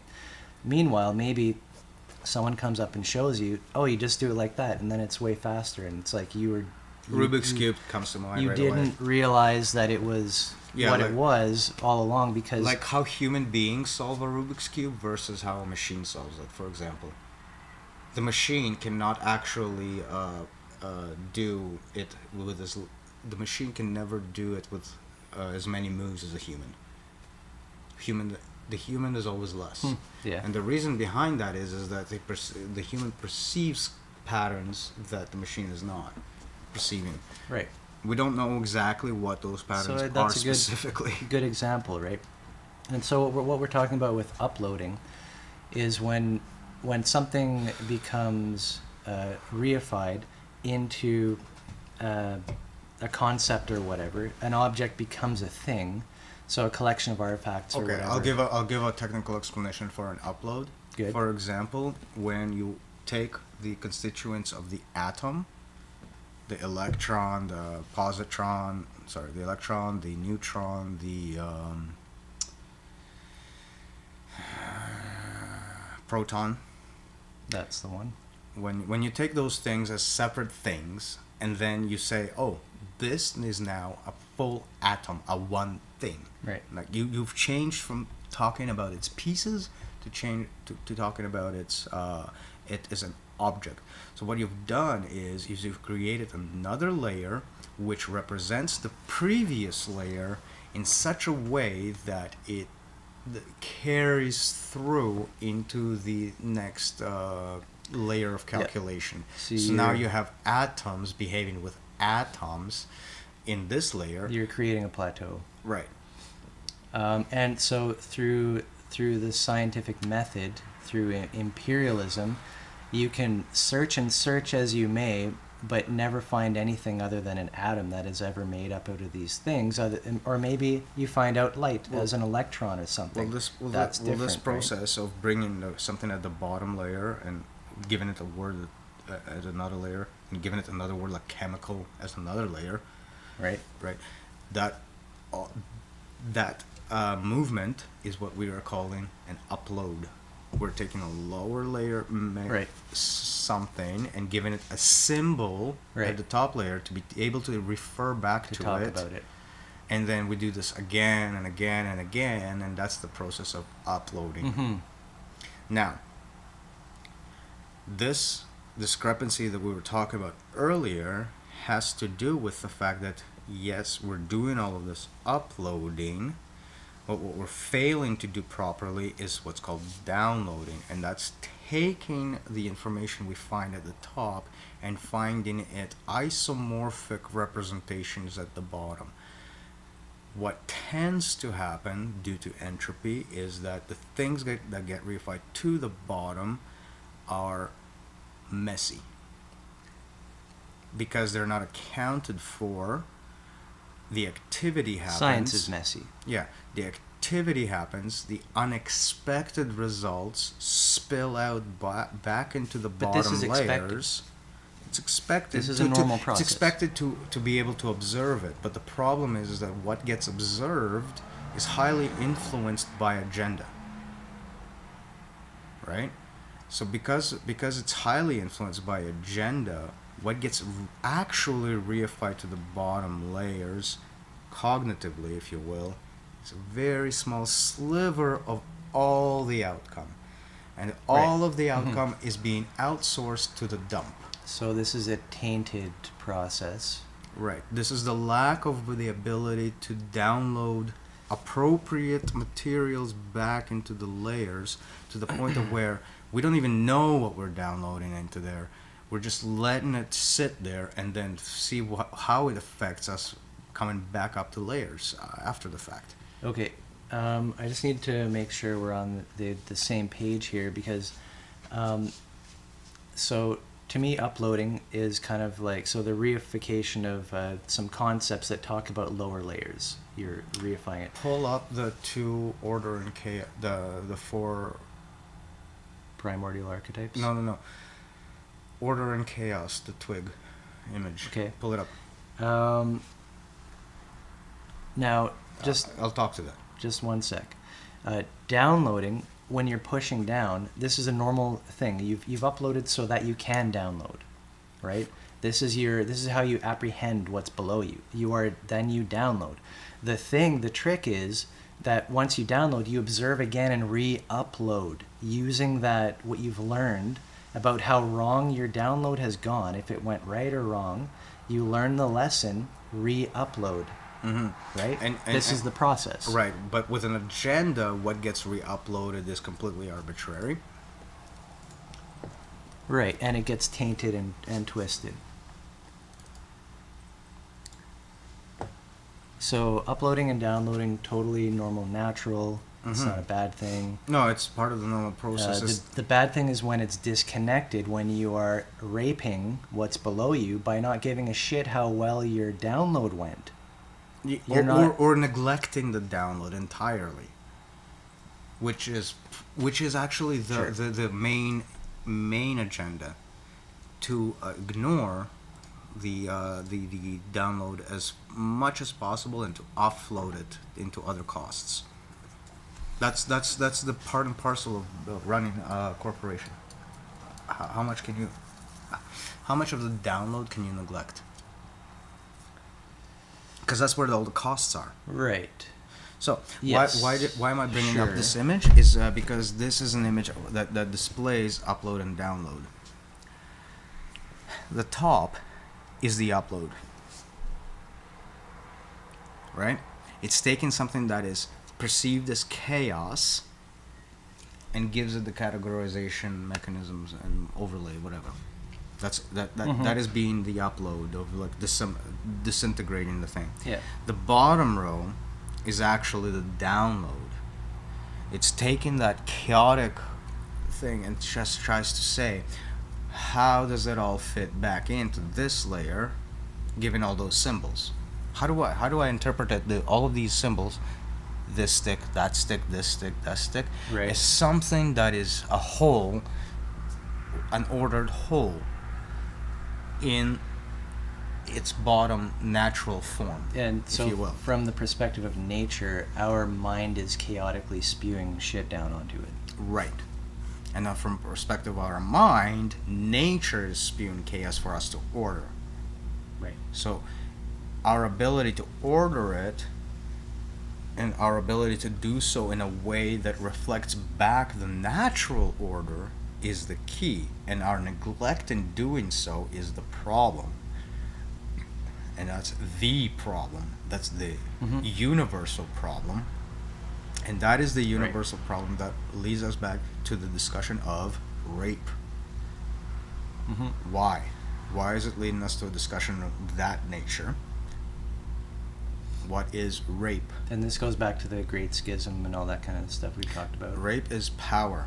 Rape is the ability to take an agency out there and blanket cover it with non-existence, to the point of where almost they believe that, right? So it's like this this lack of feedback back down, this the lack of being able to take this chaotic stance from nature's perspective and bring it back down to bring it back down to that layer, to assemble something out of it, to assemble the life that it came from, if you will, right? Because the whole thing is a living mechanism. Right. To deny it that life, to deny it, that is the power trip of rape itself. That is how it's manifested physically as well, by denying agency, by denying. It's a psychopathic trait. It's there. I don't even know how to separate that from say serial murder or from any of those kinds of things, because all of those cases have to do with absolute and total control, without the feedback coming back down. It's to say, okay, this comes together here, it falls apart here. There's a discrepancy. There's no recognition of that. It doesn't matter that it falls apart here, and it's like the layer does not exist. It's like the human does not exist. It's like the person is not there. For example, I guess, content warning and all that, but like, sexual reproduction, all this kind of stuff. You can make a family out of that. You can have a happy household, and like this, life can expand and proliferate. On the other hand, you can just rape somebody and have nothing to do with any of that. Cut off that process, self-gratification over here. Not all of this is objectified and is not at all recognized as life at all. Just utilities. So and so you have this defective unit processing things as merchandise. Right, like you are a merchandise. You're you're a trophy. You're like, fuck. It's a pretty insane metaphor. But then when we look at society and see, well, this is how society is functioning in this psychopathic manner. And rape constantly occurs in various different ways. Whether it be impersonal, whether mechanical entity like the system being raped for every resource that you have, to losing your complete autonomy to another person who is incapable of seeing you as a human being. Right. Or listening to your cries. Same thing. Yeah. Yeah. Either way, it's deplorable. Either way, it is just fucked up. And unjustifiable in every single perspective you can think of. So, point there is that we're funny point, quote unquote, is that there's a thing called rape culture, and this goes back to the earlier point of trying to tackle the system piecemeal, where this no is matter like a social justice. yeah, no matter what you do, you end up stepping on the toes of innocent people who are just trying to do their job. What this amounts to is that trying to tackle something like rape culture within the system winds up going in the same direction as trying to tackle every single problem within the system, which the system itself is perpetuating. Since the system that's in question is rape culture to begin with, trying to tackle rape culture in an explicit sense is just going to be stepping all over the toes of people who have nothing to do with rape culture, just trying to do their job. But the way the system is working is that everybody must rape somebody in some certain way, whether it be financially, whether it be physically. Mm-hmm. I'm using the term more loosely than I should. I understand that. But the consequence of not being able to be yourself, to lose your sense of Right. existence to Mm-hmm. an abstract entity of power, and having Right. that take complete and total control over your thought processes, that is rape. It may not be the physical rape, but that is still an inability of an individual to exist. It's another path to suicide. It's another path to Mm-hmm. to all of these reactions that Yep. hopelessness amounts to. Mm-hmm. So, rape being used as a encompassing term includes the physical representation, which is what we would call the extreme enactment of what's happening. I think it's definitely appropriate and not too extreme, because people end up getting crushed in these systems, and one way or Ground, another. not crushed, ground to bits. Right. So, yeah. They That's lose what all it sense is. of themselves, Mm-hmm. all of it, and then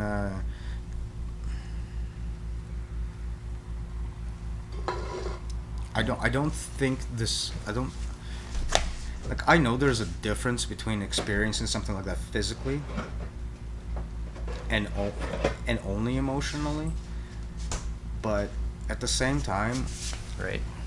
the emotional counterpart actually has a more devastating effect at the end. And, of course, Because everybody's been violated. Let's not get let's there's no pretty way Right. of saying it. Everybody's violated at some point somehow. and complete acknowledgement and apologies, if appropriate, to anybody who's been through the more extreme version of that. Yeah, we're but not speaking from an experience on Yeah. that front. Right.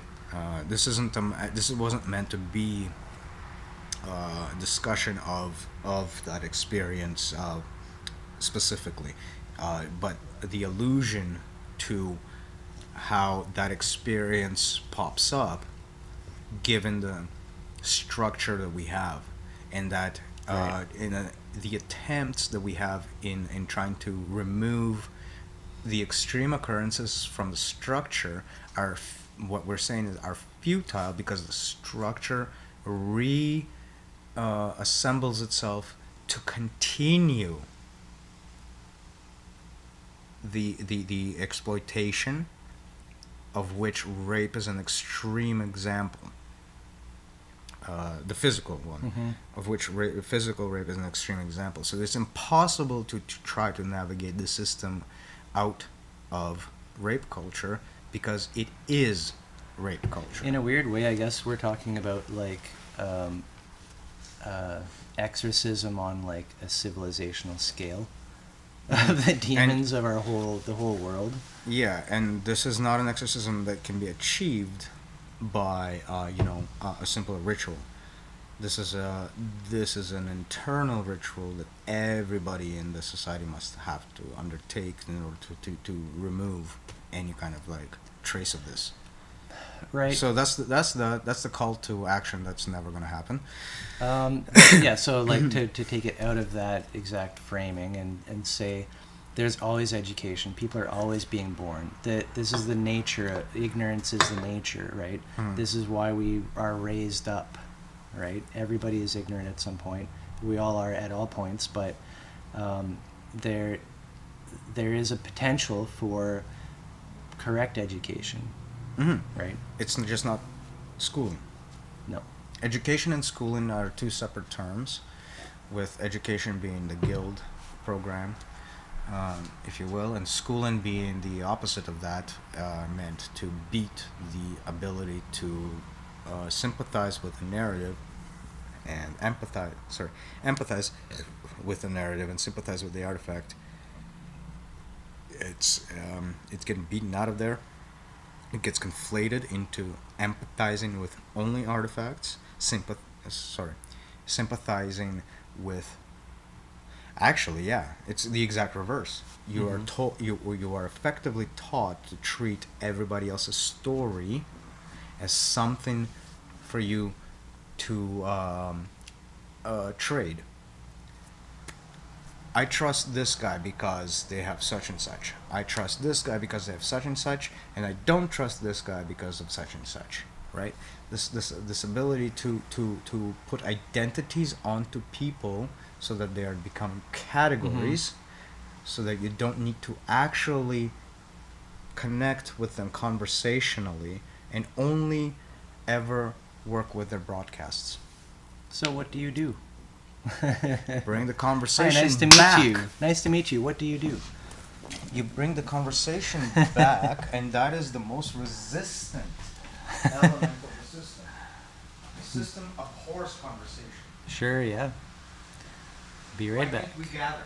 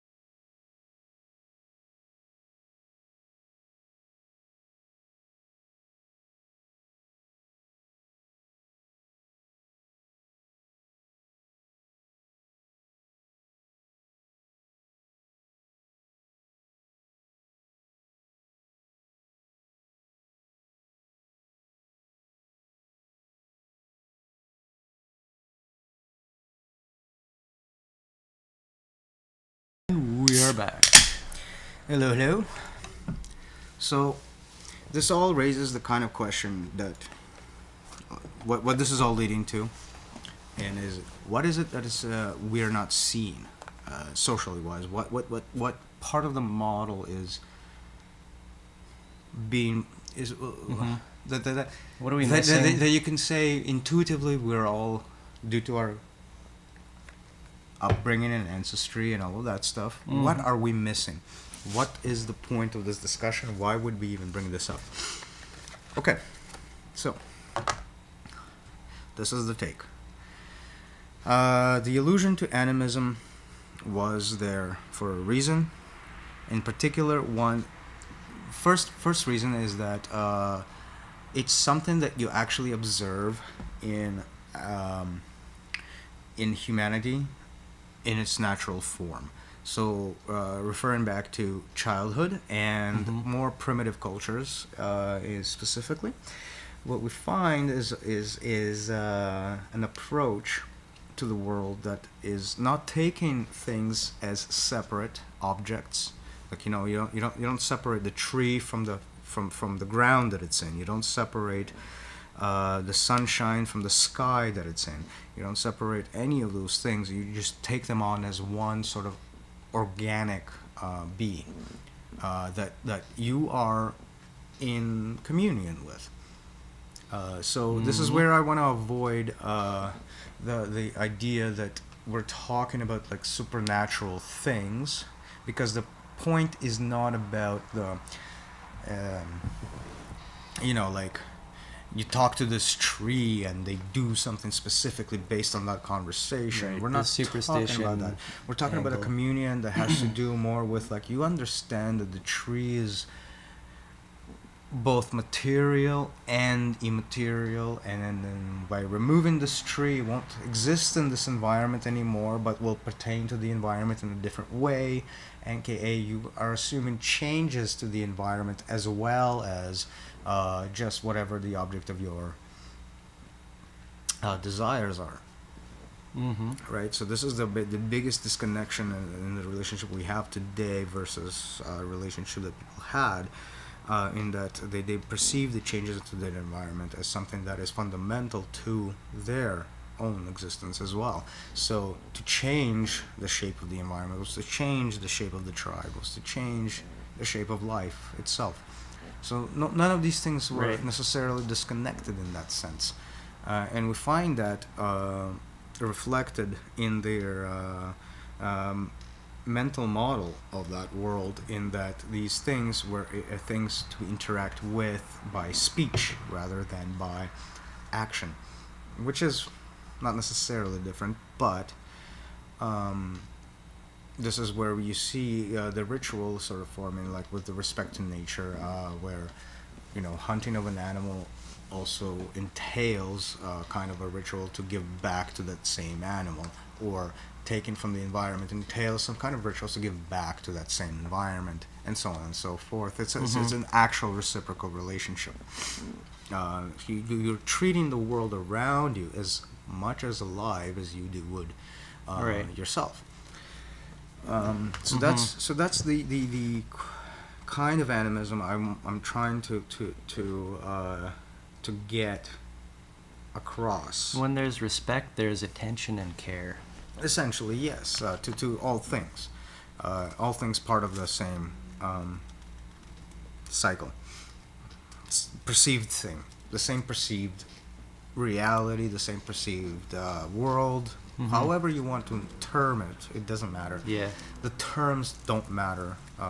Something that should be already clear, but terms are there to take they're placeholders. They're always placeholders. This all seems very ambiguous, but from the perspective of the social as a system, as a systemic agent, looking down at the people you rule over, quote unquote, if you don't have this respect, you don't have this attention, you don't have the care, you don't have a Right. relationship. And you miss the upload download Right. scenarios. So, to take it concretely, yeah, that's where we go with it. All right, so establishing what we mean by animism, we're going to give you the wireframe version of it as to what the model presents, and that's the stacking, and that's the what I kind of like to call the cosmic landscape, a tribute to a title of a book. Yeah.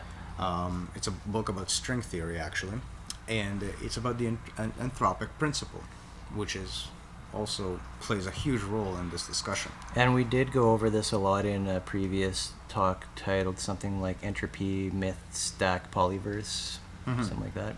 So we've been into this, but we'll continue. So, in this case, rather than some mere physicality being the landscape, we're talking about the landscape of carriers, right? So we have what's called a carrier, that is has essentially two properties. One of them is the ability to shape it space-wise into something, a shape of some sort, and the second capability is for it to morph to another shape.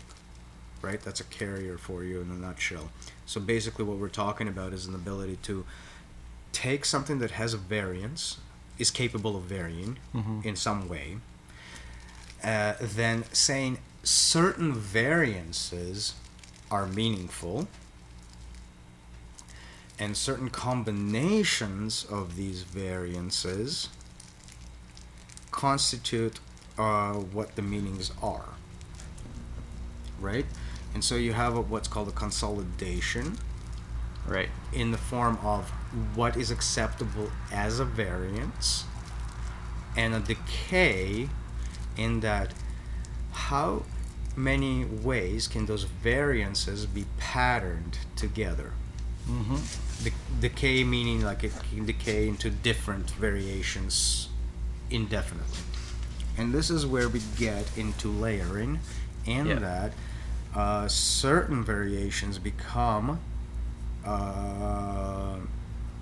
their own carriers, in which only the previous layer's subset of variations can be constituents of. So another form of consolidation. And then a decay comes out of, well, how do you combine all of these different alphabet? Like, so you get letters, you get words, you get sentences, and then you take a sentence and you combine and you condense them all to represent a single symbol of the alphabet again. And you keep going like that until you reach whatever layer that is in question. Right. So the entropy myth stack discussion took this in the form of like a historical perspective of the sun putting energy into the planet, and the, you know, like first off atoms jiggling or whatever, and then emergent more complex molecules. Yeah, at that point we're already looking at chemistry, but to pick up the story, so we're looking at catalysts, autocatalysts, and then so on. Yeah. Autocatalysis is an actual scientific concept in which a catalyst reacts with its environment in such a way where it ends up producing more molecules of itself. So it rearranges its entire chemical environment in such a way where the chemical reaction that transpires creates more and more and more of that one chemical. I mean, to quickly bridge the hard problem or whatever, like we are talking about the same things happening historically, say from the dawn of the planet Earth. Yes. To up until the social order that we have today. Writing books or whatever. Yeah. Right. For sure. This consolidation and decay phenomena on top of carriers is the mechanism that we're discussing as being a universal one, and hence the whole idea of it being a cosmic landscape. Now to make the analogy of to make it a visual analogy so it's easier to interpret, what we're seeing with rising layers and layers, it's kind of like a mountain range, right? If you take a flat ground and imagine all these stacks rising up from whatever alphabets they're consisting of. So like the main stacks are just chemical, next stacks are organic, next stacks are social, and so on and so forth. You keep going like that with this. The other element to the structure is the ability from one peak to resonate with another peak somehow. And that has to do with it being built out of constituents that are the same ultimately that are the other stack is built out of. Right. And at so the some ability point you to can communicate down. And so there's ability to sort of like thread a message into the layers such that it propagates beneath a certain layer and then propagates back up and gets decoded, and all of a sudden you have a correspondence, we call it resonance, between two stacks, in which case a message gets passed from one stack to the other. That ability to pass a message to enforce that what I resonated out is resonated in there is called fiat.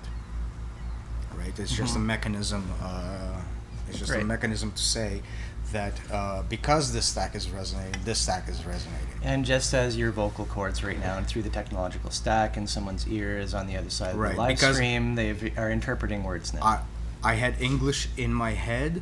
I made a bunch of noises through the air medium. It picked up by the microphone. That's what we're talking about, going down the stacks into more and more basic forms. Like electrons are now transforming this message. Then it comes back out, and then you hear the words.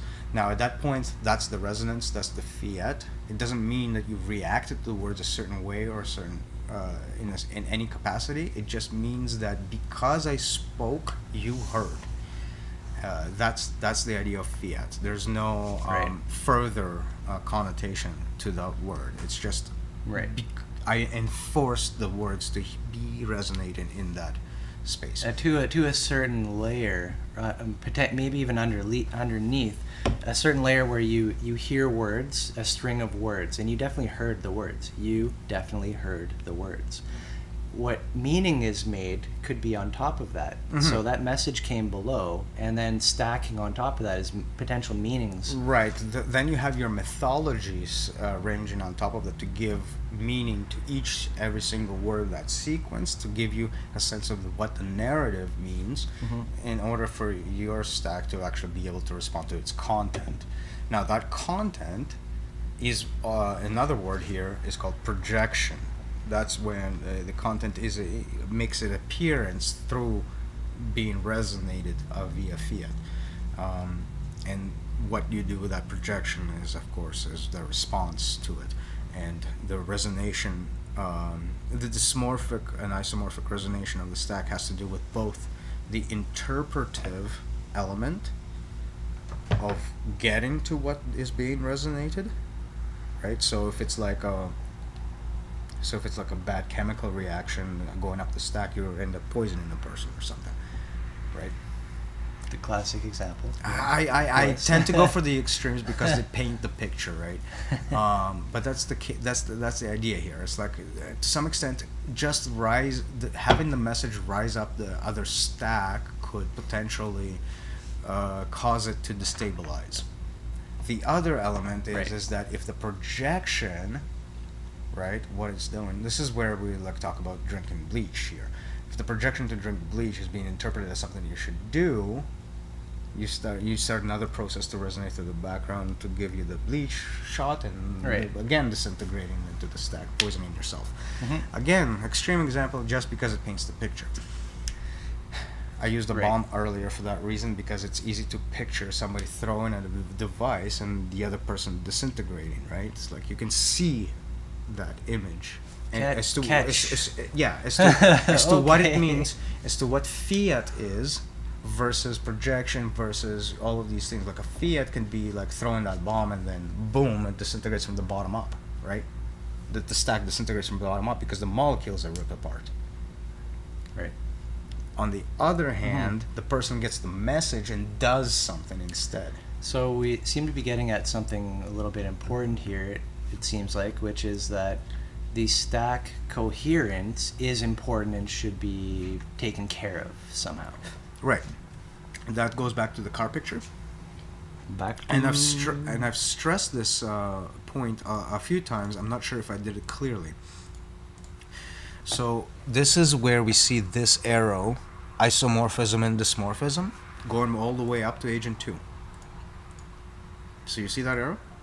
I think this is it on? Oh wait, no, that's the wrong one. Wrong one. Here we go. Okay. Say again. Yeah, so the arrow that goes from coding to Agent 2, and it has isomorphism / dysmorphism going up it. So as the secondary stack is interpreting the message, it could actually destabilize it, right? Yeah. This is the case of where I'm saying, what if the message is like a bomb, right? Like if you threw an explosive object from Agent 1 to Agent 2, it all gets interpreted by the mediation agent, which is chemistry, essentially. Now, and expresses an explosion that destabilizes the entire stack of the second agent. That's kind of a tragic but interesting scenario because... it's again to paint the picture of how to see these stacks. Let's say there is a shelter at that point. You can dive to shelter. But as you throw the bomb, you say catch, and they sit there catching it. So right, so there's a projection there. Right. There's another element there that causes them to actually reify the other condition. So you could have dove away and saved everything. Right. Yeah. So like, there's so many ways to see this play out, and this one little diagram is really at the heart of it all. These stacks rising, like if you imagine a plane, and these stacks, Agent 1, Agent 2, rising up everywhere like mountains, and then shooting lightning bolts at each other like messages that contain projections. But at the same time, the nature of the actual message, its physical nature, could potentially have repercussions of traveling from below the entire stack. So not only do you have the projection going horizontally, you have the resonance going potentially, yep. From all, and resonance really is a metaphor for everything that happens below the protocol layer altogether. Like all of these places are resonating. All of these layers are sort of like to each other, and that vibration means only something to the layer just above the protocol on the other side, right? Here it's just meaningless vibration. Over here it has meaning. No, the words start to become language. The language starts to become sentences. The sentences become ideas, and so on and so forth. Right? So beyond that, it's just a vibration in the air. So all of these layers are sort of meaninglessly vibrating, having their own effects on whatever other stacks are in place.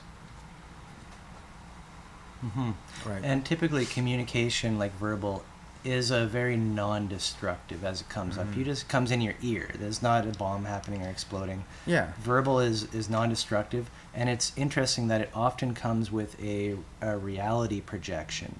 And that's say, oh, can you pick up that book? Right. Right. Like you're giving a reality instructions, and okay, then the stack goes and picks up the book. Right. And all of a sudden, you've got reification of like, oh, what is a book is? Oh, it's the collection of these molecules over here. Right. Like there's this is where reification happens on the upload side. Books, words, any concept you can think of, we've uploaded that as a thing to make sense of the world below us. Yeah. But at the same time, which is natural. This is happening to us as well from the social conception, and we're trying to reify things that are beyond the physical things as well. And so this is the secondary element from the layer above to try to reify things from a conceptual perspective back down to the this same probably flow. I'm thinking political identity right now. This is definitely is a part of that. Yeah. Like that's an attempt to do it in a literalist sense. To this is objectivism to a T, to try to reify it to such a degree where you don't even recognize the fact that it's superficial. You don't even recognize the fact that you're reading symbols as reality. Yeah. To the point of where like no, these weird. Symbols are reality. And then you identify as blank, blank, this, that. You identify as it. Oh, as a blah blah. Right. I have this opinion. Which are actually ephemeral thoughts in nature. When you identify with something, like you think about it that time, you've identified. Right. Cool. Every other single time that you're existing, that identity doesn't fucking matter. Doesn't need to be there. Like it doesn't speak to anything. It's meaningless. It doesn't reify. It does not actually reify things that are happening at the layer. Right. So the attempts to reify these things, identities, don't work out. But we carry those identities with us everywhere we go, looking for an opportunity to act as that agent. So these fake objects keep interfering with the actual reality. hence delusion, Right. hence samsara, hence all of those religious talks about not being And all this crap here. we're carrying with us, this is what we're trying to identify and peel away as an agent of the state, quote unquote, from the social coming back down. Peel away those personal identities and interact with the people, the individual, including yourself, as a living organism. Mm-hmm. With all that aside, but that this is a high coherence Aside behavior. but not aside, because we're dealing we deal with real people, and and like and people who reify those things. So I'm gonna mention Vicky just because it's a easy case to pick on. Like with especially with the current events, right? Like there's the churches that have been discovered with mass graves. Public school, native public schools, yeah. Like obviously, like it's heart wrenching to hear of this kind of neglect of human life, and Which is ongoing. not only as ongoing, but like to find myself to find ourselves on quote unquote the other side of the conflict, if you will, right, on the wrong side of the conflict, despite the fact that you and I have led lives that have nothing to really connect us Right. to it. Mm-hmm. It's still there. It's still a thing that is that needs to be dealt with. So, how do I connect with that situation without being, like without being the The same thing. perpetuator The same thing that did of it that back then, yeah. situation, and how do you relate to people that have come from the other side of that situation, and try to be like, okay, That's hard, man. somehow we might still be connected, like we have a source to reconcile from, so long as it's not connected back to just that, because those activities, as capable as we are of them, they come from a place of such a disconnect with human nature that neither of us can accept, right? We're sitting here trying to go through this conversation because we can't accept behaviors that always wind up doing this, Mm-hmm. right? So we're sitting here from a perspective of never having this done to us, trying to like Or haven't done this. trying to like navigate a world in which this shit happens, Mm-hmm. in which we easily find ourselves on the wrong side But we've all done it because of the circumstances that we're in that we don't even want. I don't care for these circumstances to be Of course. my reality, right? Like I Mhm. don't care to be able to do more than somebody else But we all based on what I look like. we all partake in at least proto behaviors of this, right? That's what we're talking about. The the rape culture and all that, right? Like this is a literal rape we're talking about again, a rape and killing, and This is in a a rape different culture, this right, is a which different is form still of rape. exist. This is a different form of rape, not to like speak to at all the physical horror of rape itself, but the mental element here is that I cannot be me. You cannot be you. Not in the real world. We can't. We have to hide. We have to eliminate the threat of having repercussions aimed at us by nothing but a psychopathic control system. So as much as we'd like, there is a trap, frustrating trap that is occurring. That it's a lot more subtle than the physical counterpart. Obviously, it's way more subtle, but it's another form that ends up killing you from the inside it hollows you out, because you cannot take the time to care for that which you care for.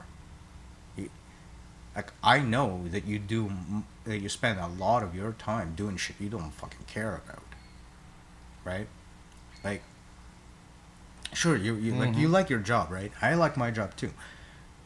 Most of the time, the shit we're building is fucking garbage. Fucking garbage. True story. And we're stuck. We're stuck producing garbage. Yeah. For a world we care so much about. That's what I'm trying to point out, I guess, is that we're still in that culture that produced those situations. And yeah, I know that doesn't amount to rape, by the way. I understand that this, what I just said, does not amount to rape. Don't get me wrong there. Right. The production of garbage, it's insufferable. The system, this is why we feel so fucking useless. The system will defend itself against any kind of attempt at shaming it. I know. And that, oh, that's a proto-rape right there. Watch out. But yeah, that's like, I want to do something about it, like actually do something about it. And like, you know, I just hear like the naive calls of, oh, we better get educated about what happened. No. You know? And I'm thinking like, what the... All that means is schooling. Schooling is not education. Right. Schooling is... Like, we all need to educate ourselves on what happened. But did we fix it? We're still doing it. Like, did we fix it? No. We didn't. Now, education is a trap in many ways, in that it traps you. It's as if you could just perform a thing and then get a certification. Oh, I'm now certified. It leaves things in the conceptual. Certified, not evil. That's one way to blow off steam. To think about a problem and never do anything about it. Right. That's like, it's a pressure valve. Sure. It's a pressure valve. Good point. The system. Yes. That's all it is. Do lots of thinking. Schooling is a pressure valve. And schooling is another mechanism. It's the mechanism of the system to take a bunch of people who were schooled and subjected to schooling, and turn it around and use them to subject a whole bunch of other people to the same schooling. Yeah. The system. All it is to perpetuate the same cycle, meaningless cycle. Why is it meaningless? Because the only purpose behind it is to, again, take people subjugated to schooling and use them to subjugate people to schooling. So how are we and healing? So on and goes. How are we healing this divide between mind and body? Essentially, that's what it all roots back to. So, by illuminating this landscape of like shit happening and like the right. lightning bolts. How does that fix that? All right. So I pointed to a major point of neglect, and that is in the other picture. Order and chaos. So the problem we're illuminating essentially here, what it really boils down to, is that the top row, chaos to order, is executed flawlessly, constantly, forever. The bottom row is neglected constantly, and whenever it's tried and whenever it's brought up, it's eliminated from the conversation. Wait, so this is also the cancer metaphor of Yes. civilization. Yes. So from the very beginning, we've all strived only for this order-centered apprehension of reality, creating the plateaus and everything, and the people get grind the fuck out of themselves, and it doesn't matter. Not that the signal doesn't come back. You just project and project down on. Or What you're saying is we're eliminating the bottom row, right, where we're taking the step of saying, okay, everything we've done there to work out the order for us, what does it mean for the order in the natural world that we're coming from? And that question is neglected. And by neglecting that question, we don't get the feedback from nature going, you've spilled far too much garbage into me, for example. To the point of where species are dying. Yeah. Species are dying. Shit's going languages down. are dying. Right. Cultures are dying. We are seeing a much bigger extinction event than we've seen before, because not only species, but actual cultures and everything, all the layers that we've built, we've managed as humans to build on top of nature, collapsing. There's no all foundation. Basically. Because you need to find the right people who are experts in this and that facet. It's getting normalized. It's a house of cards. It's getting normalized into the top row, to the point of where there's a complete disconnection from nature. And we see another example of this in the extreme, where people want to upload their mental processes into a mechanical body. We call this Transhumanism. Transhumanism, yeah. To become much more ordered than ever Because before. apparently the oozing, shitting bodies that we have are not good. Don't want to poop anymore. Yep. Just side note or whatever, but like... That's the extreme of it. Thinking about... To eliminate the human body entirely. Meta-analysis of civilizations and all that. I wonder what the proportion of civilizations that make it to a stable level, let's say space, like where you start exploring space and like get out there. I wonder what the ratio is of those who have gone through all the plateaus and having this hollowed out to the point where it's so bad that they have to respond. Is that likely to collapse into something good? Or the species and civilizations that have keep track as they build the plateaus to always, everywhere you look is robust and peer-to-peer and network and all this, like bringing the guild. What is the ratio between those? Because some species make it to space faring, right? And you need a stable, let's say, you need a stability. The argument might go against that. We don't see spacefaring civilizations because that... because this keeps happening? Yeah. The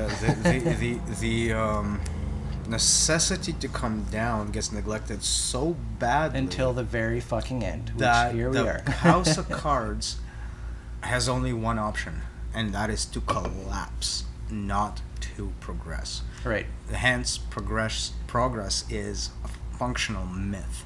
It is never about an actual there is point of progress. A progress. It's like we're making check marks, and you can't go back. It never gets any worse than that. It keeps getting better. But all the check marks don't actually respond to the condition of the human. They all respond to the condition of the system, and the system is crushing the human underneath it. So regardless of how much you built up the system, it will collapse on the human. Right. So here we are, though. We seem to be aware. Yeah, it'll remains to be seen what shall happen, and we will be right back.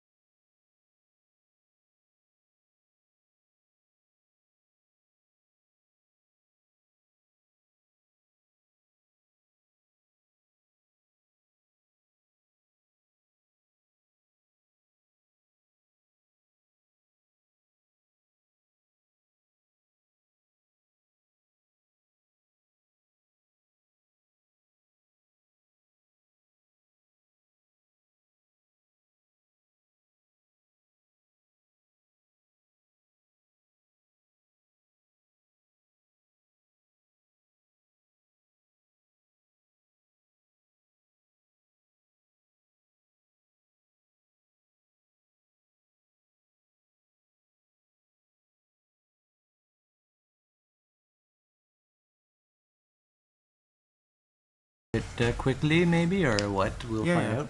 So I'm fundamentally optimistic about all that. Mhm. I think that we can, especially with the internet and all this kind of stuff, we can all receive messages very fast and come alive, if you will. So before we get into the optimism, I just want to taper off the pessimism a Okay. little bit. Yes, by all means. So we spent a considerable amount of time saying that we are removed enough in our quote-unquote privilege from the vast majority of the situations that we're trying to address. The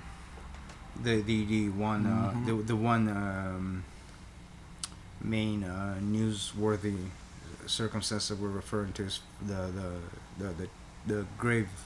mass graves that we're talking about. Right. Canada's skeletons in the closet, Yeah. if you will. So obviously we can't relate directly to the events for obvious reasons. The message here, if you will, is that we're trying to process the system, as it were,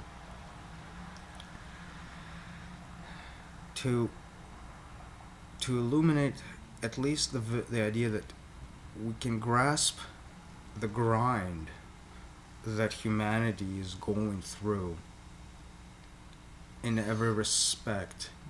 Whether with not us, obviously, not most of you specifically, but that there is a fundamental inhuman mechanical grinding mechanism that destroys us. And if it doesn't destroy us physically, then it destroys us mentally, in our inability to relate to the horror, right? By keeping us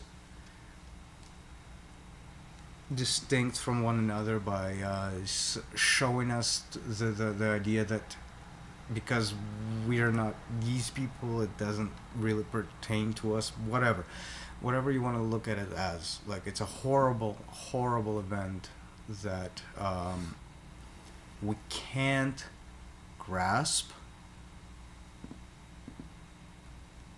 But not really. We don't have even a fraction of the stories. But we can grasp the why. We can grasp Right. the one thing that is actually going to do the same thing to us regardless. Regardless of being this or that. We are going to be part of that mechanism one way or the other. And that's the relationship I want to establish, that I can never experience Part of what mechanism? Systemic. Right. I do want to establish that I cannot relate personally, on a personal level, And to the such systemic isn't horrors. bad. It happened. It's natural. We can cover that. Okay, yeah. The point being is that, like, it's impossible to relate to that circumstance personally, because there's no personal connection. Right. Other than actually being with the people that have those stories. And the struggle is, of course, to understand those stories as a reality, as a real thing that is not theirs. Yeah, it's theirs, but, like, it's that kind of reality should definitely affect us all, in the sense that as a human counterparts to each other. Well, it's history in one sense, but in another sense, there is the native people are still here. Yeah, Like, they're still well, that's here. what I'm saying. Like, it's there's this, weird, not weird. It's understandable. inability to reach out in certain ways because the history prevents us from connecting that route. I can't use my ancestry to make my case, if you will. Not a position that other cultures are in, actually. Like that position of like my ancestry really fucking sucks. It's not a position that every other culture has. For example, why is that? Because we've fucking erased our culture. We erased our ancestry. We made it not matter. Like the Borg. Yeah. We became became the Borg. And then we assimilate, and then we say resistance is futile. Right. And there's so much lost in that. And we're coming from that perspective of all things. But so we're all have been ground up by that, even those who benefit in various ways or whatever. Sure. Yeah. All ground up by it. So like, I can imagine, back in those days of, conquest of the new land and all that. How to be told you don't exist. You're a part before of You're a part of this colonial machine, which doesn't give a shit about you, and you give even less of a shit about the land and the people on it. Mm-hmm. So like, imagine that abuse. And you're coupled with the feeling that you are making them better. Well, you always need justifications. Yeah, well, bringing God to the godless heathens or the savages or whatever. Yes. There's always something that looks good on the outside of the system. And so we can't operate without that. And so now we're in this peculiar situation in which we can start to relate back. Right? We have a means to relate back, but there's now this history that is also blocking from a superficial level, because we're not them. You couldn't possibly know that, which is true, but at the same time, how else are we going to connect? Like, if I'm not trying to relate to that experience that is provided to me, if I can't, for example, I'm prevented from connecting. And it's another phenomenon you see that is extremely divisive, and it's coming from what we would call the racist circles, obviously, where you see situations where like people are complaining that, because I'm white, I'm labeled such and such, and therefore I am going to be racist no matter what, and blah blah blah blah blah. And that's another response. The reaction to it. Yeah, it's another response to it. That expect that. That again prevents. It's like system creating more system. Mm-hmm. Instead of tackling the problem that's over here, it's going to tackle a problem that doesn't exist over there. And again, we're stuck with this landscape where you and I are two white guys, which we are. There's no denying. Take it or leave it. Right. Where when we try to address the issue, it's like, who the fuck are we? Well, we are actually, if I were to gauge this, we are actually as affected by this phenomena as everybody else, but just in slightly different connotation. Yeah. Look, where we get the privilege and others do not. Right, and we're not physically tortured in various ways through our life, or through our daily experience, even. No, we're only through starvation. We're only whatever. Forced to hear other people tell us about it and being fucking incapable of doing anything about it. Right. That's what we get. We're not incapable. We're not actually incapable. Well, personally, I am far less powerful than, some organized force. Mm-hmm. Like, I can't. Yeah. This reminds me of trying to agitate, quote unquote, comfortable people who have their job, they got their life, they're innocent, just trying to make a living for their family. That's that stepping on the toes thing. How do you? You can't tackle the system piecemeal. Right.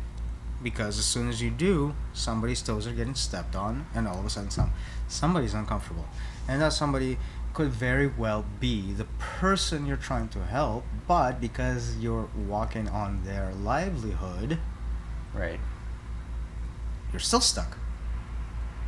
Yeah. If you do it this way, it goes this way. If you do it that way, it goes this way. If you go this way, it goes that way. It's that machine element to it. So I'm wondering, how far have we've described this landscape a little bit, the animistic landscape, the stacks rising up, the communication between stacks, and we're just giving a model which is supposed to be kind of general, just seeing life happen So one case we were trying to uncolored. The one case we're trying to make is that the childhood model of that is the correct model, i.e. everything that you've been schooled about that took you away from that picture is false.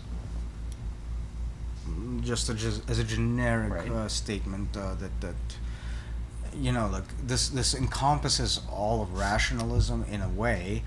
It doesn't make rational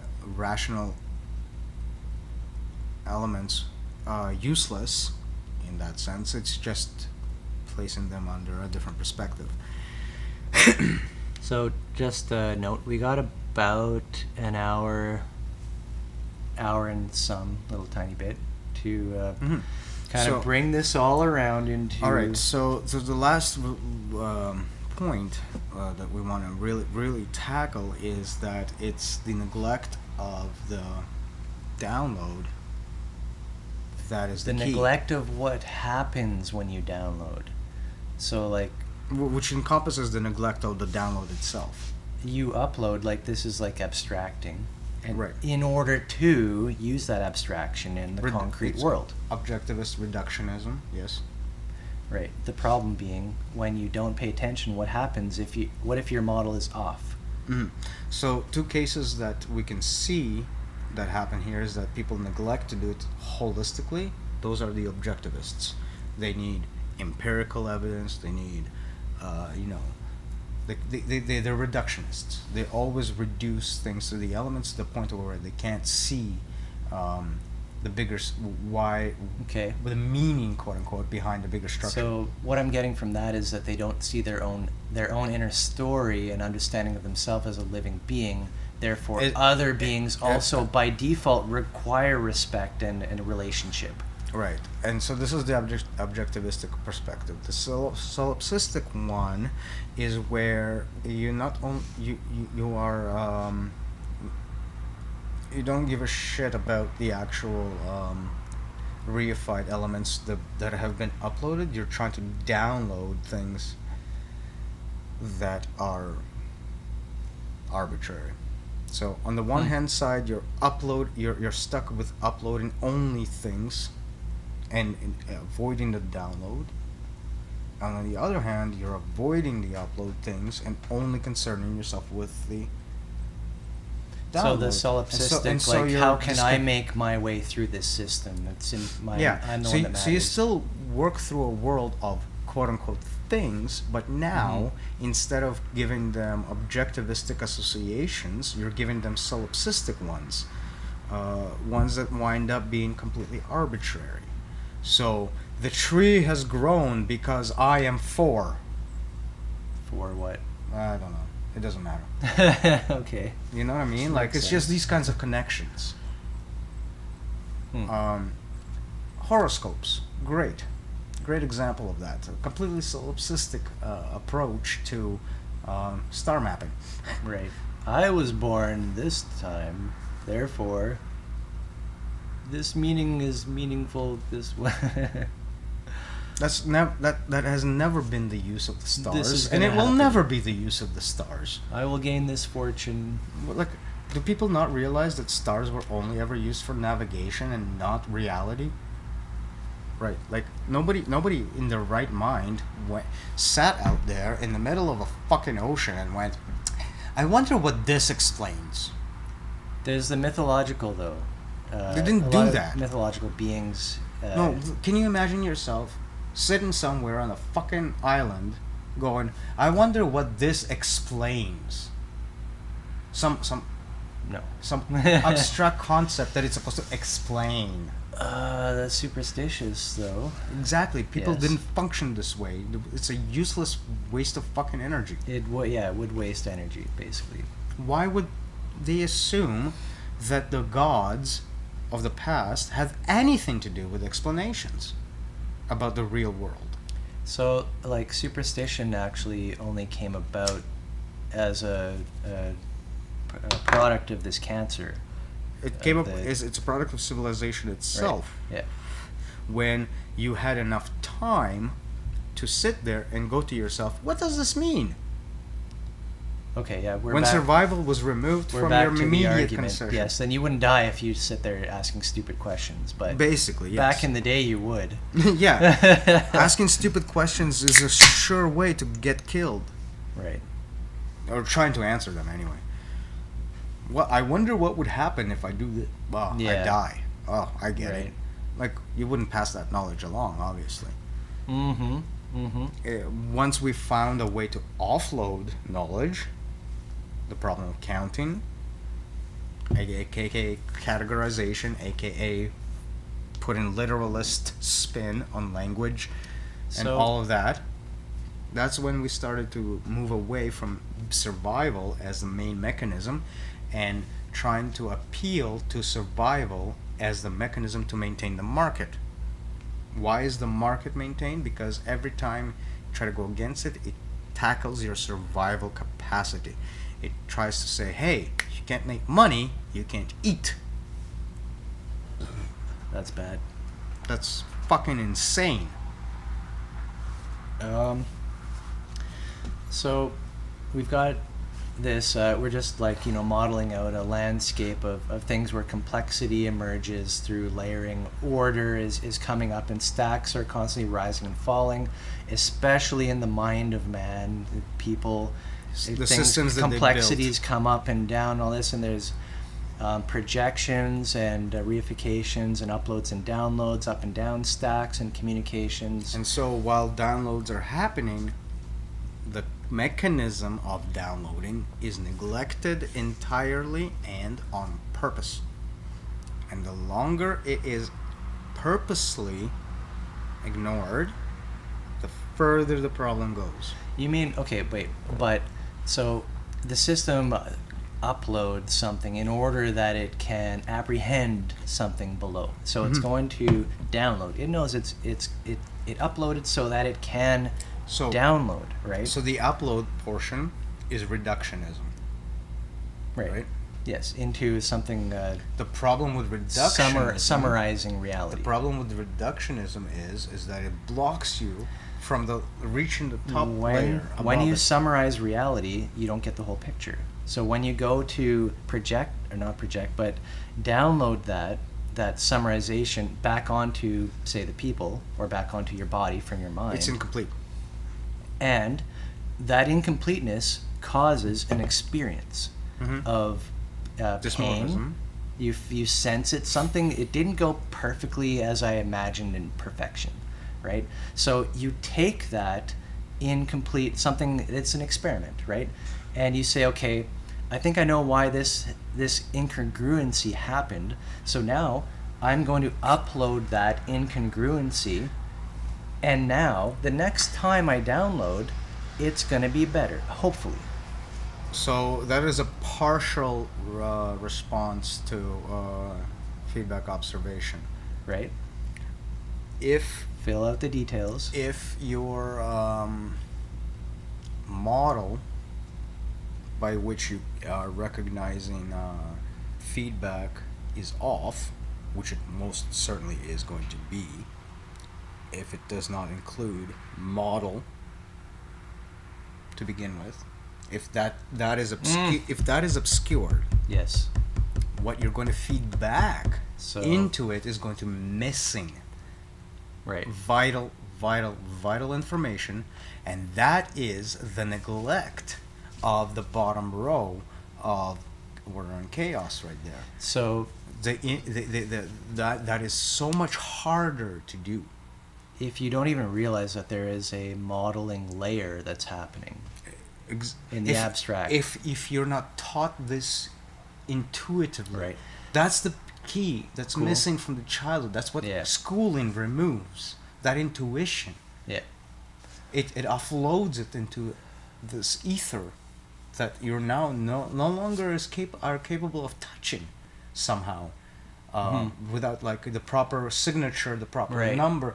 So You don't realize it's all only, inside. You can only like press these buttons like that, Hope something works. and then hopefully, something trickles down. Right. And But we actually have full and it's a access. fucking crapshoot. We have full access to that mediation layer. And this is If what only we didn't reach up there, we stayed here. this is what the guild ensures in having the fundamental guilds present, because you have the mediation layer. It's Which it's comprises specifically of there. members only. No mastery can. Mastery can never actually be the ruler of the situation, if you will. Mastery means you're taking that, and your only job is to shape the isomorphism under it to the rest of the system, to the rest of the model, the system that the model itself presents, that bypasses a lot of the marketing information to begin with. Cause the proper thing to emerge. Mm-hmm.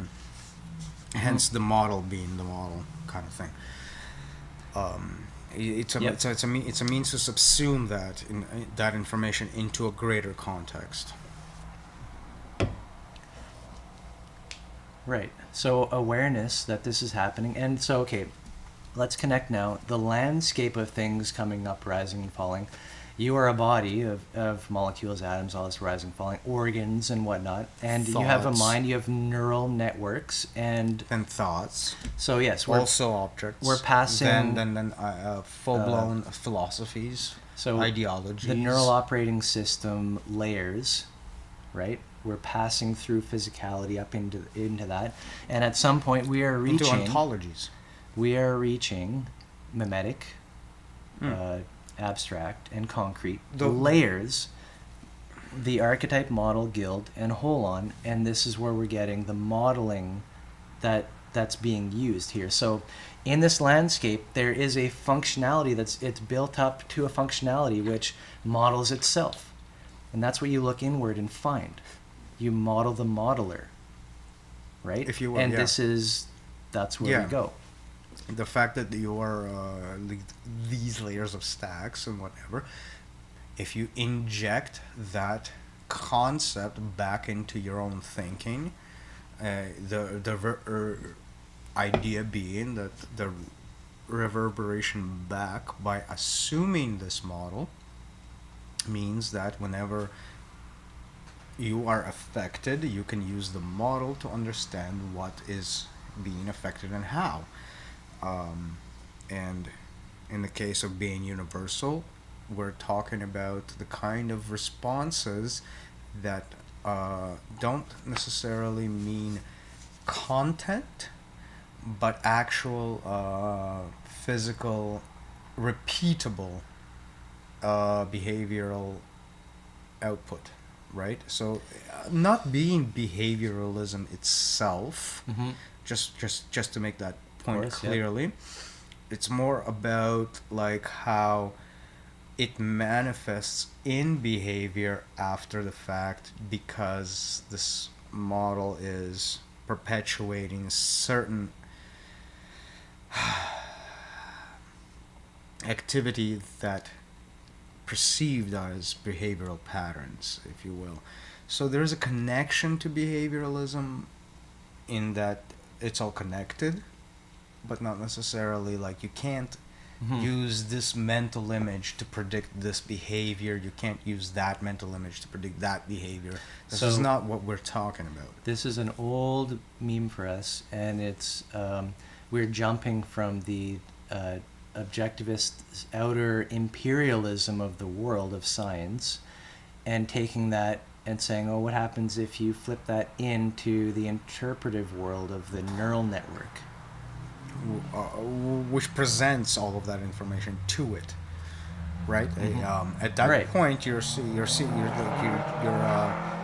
effectively looking at a screen, and what's on the screen is being processed into what should be the next image on the screen, right? If this is the reality that's presented to you with quote unquote all of its facts in this moment, your mind will take the step of predicting what the next moment looks like, what the next moment looks like, what the next moment looks like, and all of these are projections, of course.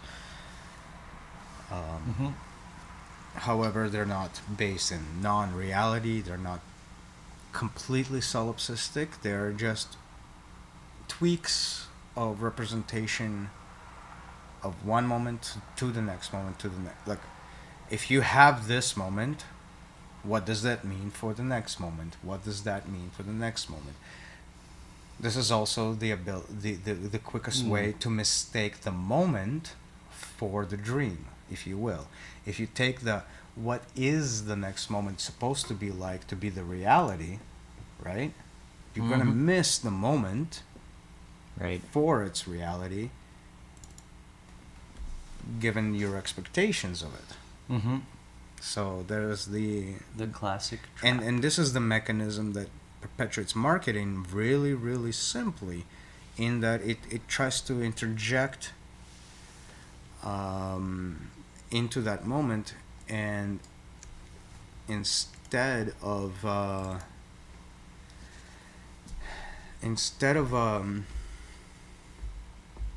presenting the moment in and of itself as is, all you're presented with is the information about what the moment should be. Being stuck in the should be versus the what is, you the miss content, in other words. you miss the information that transpires as the moment passes, if you will, to bring you the next moment. And so instead of so we want to look at the structure. Instead of telling yourself what the next moment should be, it's brought to you, and you're taking it as a given, and you pass it by. Right. And so on and so forth. The dream goes. Right. Right. And despite the fact that everything present about it is in that moment, why it should go this way versus another way, what's the constituents of the moment that made it that versus this, all of those things get missed and flown back into another frame of the movie that's running, instead of taking the time to look at each frame as is. We have survival to do, right? Which you don't have time to sit there and meditate. Great point. This was never necessary up until the point of where civilization formed. Where shit went haywire. When conceptually we started to abstract things from environment to land, from activity to labor. We essentially created a virtual reality overlay of reality itself and started interacting with that instead of reality itself, quote unquote. So we took this and moment... this gets back to that relationship problem that we're talking about. So we took this moment and enslaved it into a different into a much larger mechanism that is essentially dreamlike in its entirety. Right. Completely dreamlike, both objectivist and solipsistic at the same time. Meaning, specifically, that everything is a thing. This object is not this object. All of that separation. Right. You have two ways to go about it. You can associate these objects objectively or solipsistically. And objectivism has to do with upload, solipsism, download. So So we're seeing a mechanism in which the upload and the download don't see connections. Mm-hmm. So the society doesn't combine the two, and in any way, despite the fact that it keep happening. Like there's always both, and yet Mm-hmm. and yet only one or the other is ever actually picked up on. You have the solipsistic, this confirms my bias, and you have the objectivistic, this confirms my experiment. But the distance between the two is never bridged in any way. And the arisal of both are the moment. So it doesn't. Hmm. So both are feeding a dream, a type of dream. Sad. This is where we can go into sadism and masochism. One dream is sadistic, the other dream is masochistic. The sadistic dream sees everybody subjugated to Mm-hmm. Yeah, the objectivist. to the ego. The masochistic variant sees itself as a subject of some system, Yeah. and this is the rape relationship, Mm-hmm. because you can't really have neither sadism or masochism that doesn't interact in a rape relationship. The problem, You can't have sadists. Wait, what did you say? I'm saying that the entire relationship is rape relationship. In the problem, It doesn't exist without both on either end. Is that what you're exactly. saying? And the problem that we're seeing is that the on the masochistic side is that we're seeing willing victims. Yeah. Mm-hmm. So it is still, quote unquote, a rape relationship in that identity and everything to do with being out in the world is being ripped away entirely. Um, the the counter is that so many are incapable of seeing it differently that they assume that this is what the role is. And when your roles are given to you like that, who are you? How is this not Mm-hmm. rape? Yeah. When you can't be you. Just another form of slavery, basically. Slavery, rape, Yeah. they're not different subjects. Yeah. Mm-hmm. What do you say we take a break, and then I think we do we got like another 45 minutes. We just like power out some. We were still gonna go a little bit into maybe a little bit about the coherence model, about how this actually plays out in community interactions. Foreground. Coherence model. We should go. Will it lead with, if you see this, that's what coherence is about. If you can speak the language, that's membership, and if you can work with it, that's mastery. So it's like taking the landscape and say, if you interacted with this way, it's this. If you interacted with that way, it's that. Mm-hmm, mm-hmm. And grandmastery is, of course, only ever seeing it in that way. Yeah.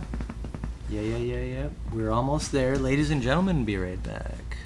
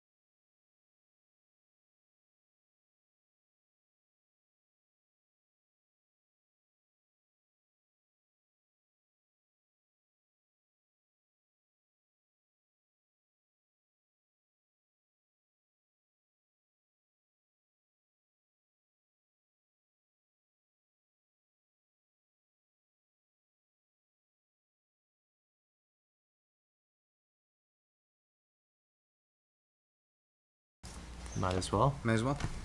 Right. So we're just randomly talking and catching up here a little bit, planning maybe, if not. We want to kind of round this whole discussion back towards communication and organization of people, and but really communication is what it comes down to. So let's bring up the order chaos diagram again. The order chaos.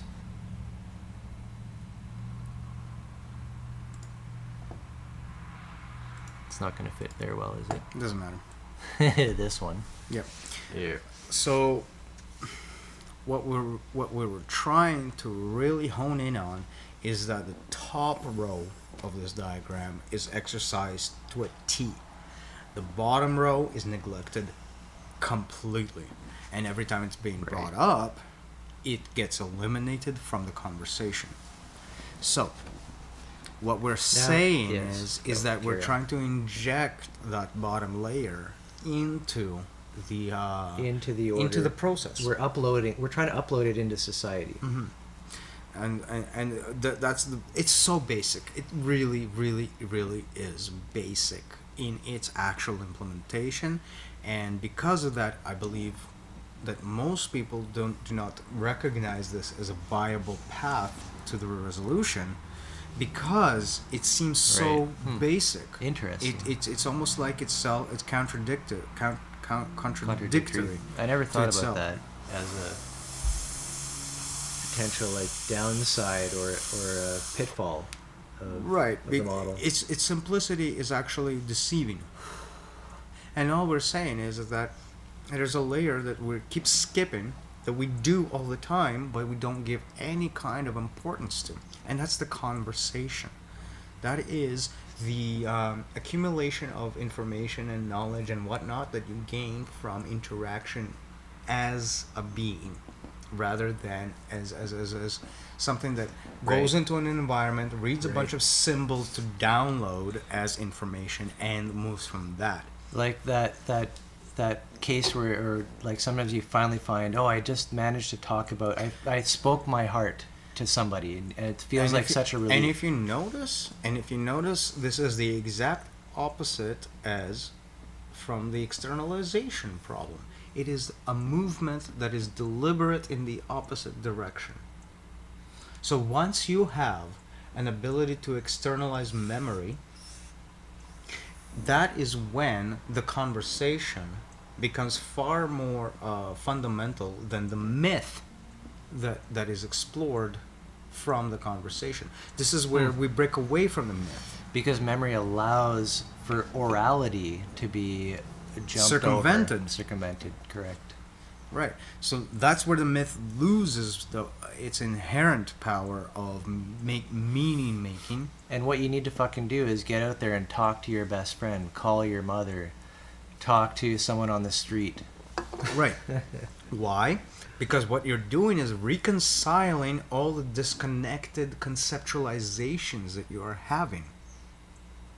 Right? So all of the different things that you've read here, there, and there, the only way you can reify them into something whole, something between you and other beings, if you will, is by talking about it, by exploring it, and by making it real between the two of the people, or three or four, and so on it goes.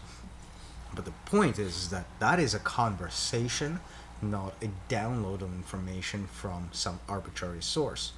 Right. Which is which is what do you call it? A broadcast. We're highlighting how you can just sit there researching for fucking ever on the internet. Just go in and out, but you're never talking to somebody like yourself.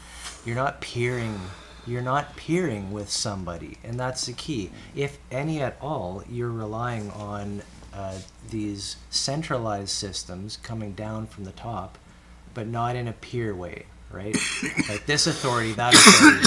You're hooked into the news, you know what's going on, etc., etc. So what happens but at no point are you having a conversation with another human being like yourself. So what happens when those systems are sitting up there doing their own thing out there, trying to vouch or get you to vouch for them? What happens? They start to conflict. If you say this, you can't say that. If you say this, you can't say. If you say that, you can't be this. If you are this, you can't say that, and so on and those. So you're saying being subject to a whole bunch of different worldviews over top of you, based on Sit now there, and this is the download that we're talking about, and this is the arbitrary download, like the information that you're getting, the symbolic information that you're getting of, I gotta do this, I gotta do this, I gotta do this, coming from here, which is disconnected from here. Up and down. Yeah, we're not on video, by the way. Makes no difference. It's up here, up and down. Yep. You made the right gestures. I'm making the hand gestures Top, of up bottom. and down when I was saying that. So yeah. Here we go. Yep. It's that is the complexity, and in that complexity, one thing is being neglected, and that is the bottom row of this diagram. That's the piece. That's the key little piece of where you have the download information. Wait. You have the top actually reflecting. But this is the animist thing, like to tie it all back together. This is the animist thing. You're just applying it not only to yourself, but everybody around you. And you're assuming, okay, my environment, yes, but also other people are also alive. This is that the bottom row is basically represented in a symbolic form as we're saying animism or animistic relationship. If you look at the bottom row in this picture, here's the projection you're seeing. Like every individual is one stick. Every personality is another stick. You know what I mean? Like, right. And then there is like this one branch connects these ones together. This other branch connects those other ones together. Blah blah blah. It's all separated, right? But in another view, you have this ordered situation where you can see that all of these needles come out from this branch for this reason. All of the wireframe. Yeah, like all of these things sprout from here because of that, and so on and so forth. It goes. There's an order, a natural order to all of those things cause and that is effect and apart from the way you've categorized everything to begin with.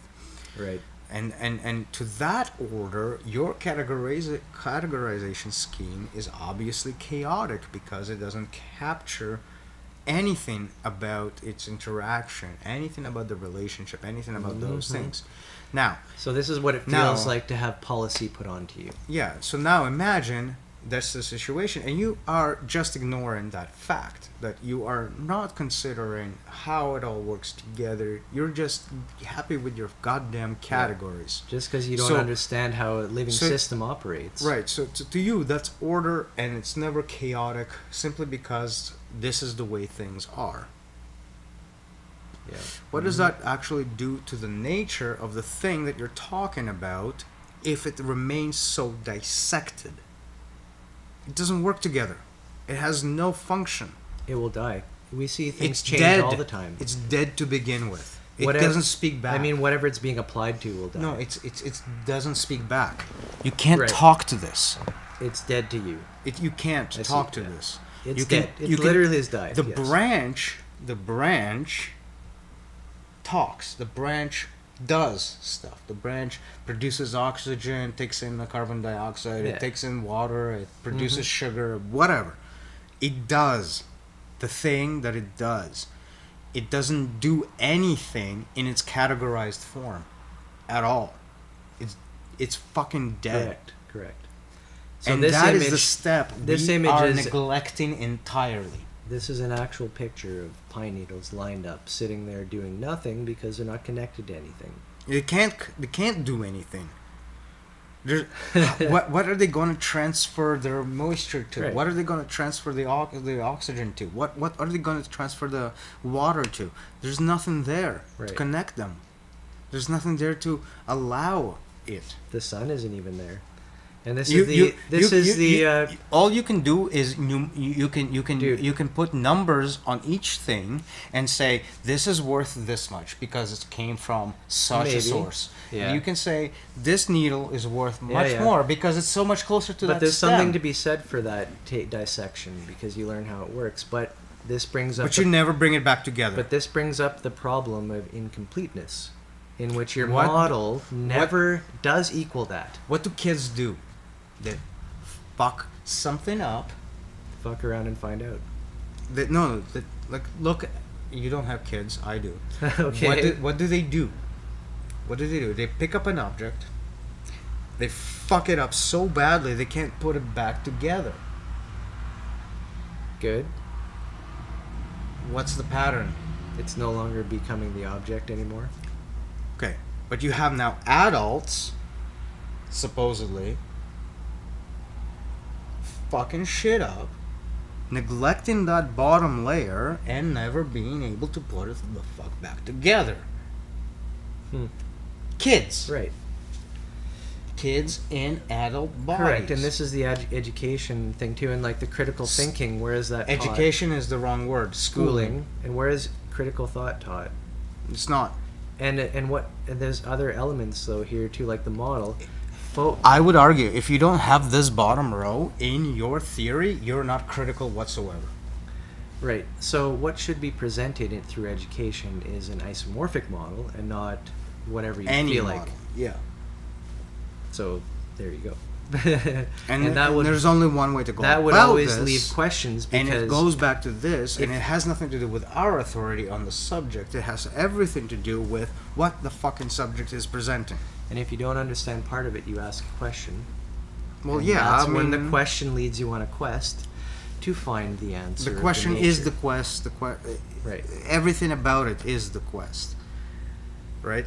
Again, but you don't know what you don't know. Let's put that into perspective. We are talking about this, yet we are in the quest. If only half of the chart was ever presented to you, what are your chances of thinking, oh, hey, what if it's reversed? No, you're done. You are taught that this is chaos, and in order to understand it, you have to move it into that square, right?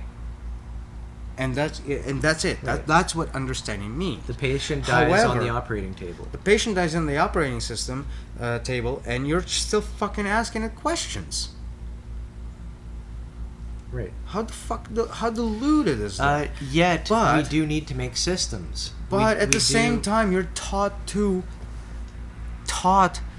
accept that anyone who suggests this interaction is insane.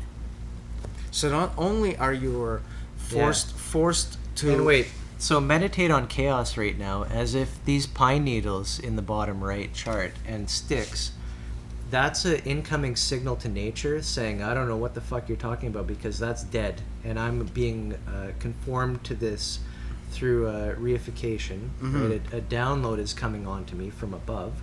And I don't know what, and I see that as chaos. Right. So it that's makes no the bottom sense. half of it is from the model's perspective. We say the light kind of living life narrative. What you offer saying, from the top. I don't know what the fuck this is. Yeah. I'm a living being. I look in the bottom left. That's who I am, quote unquote. When I something's am coming the needles. down onto you. I am every needle. I am every stick. I am every part of this. What is this that you're offering to me as an quote unquote explanation? Right. So there's always two ways to see it, and that's why the system should always have a feedback that no matter what's above you, it's still yet paying attention to you, and so the neglect of this bottom happens? layer, and the neglect of the bottom layer is exactly the phenomenon that we would be trying to talk about.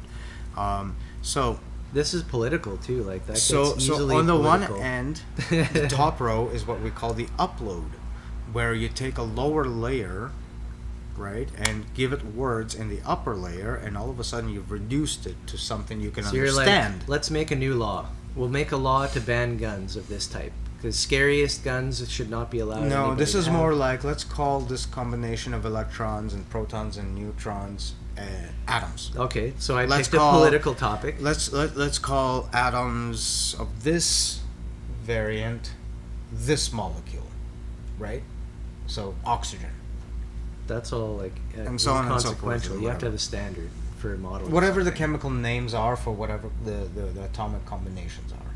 It's still going to be neutrons, protons. You'll have a name for it in that slot. Right. So But you won't necessarily have a law to deter every single thing that you think that you can stop.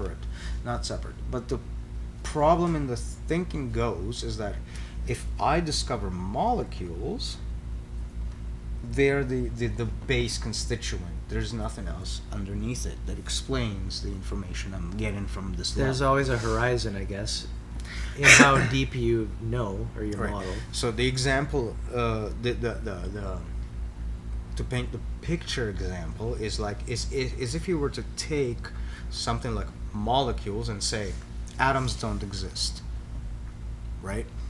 This is where you can't fathom an order outside of the bits and pieces of whatever chaos you got right there.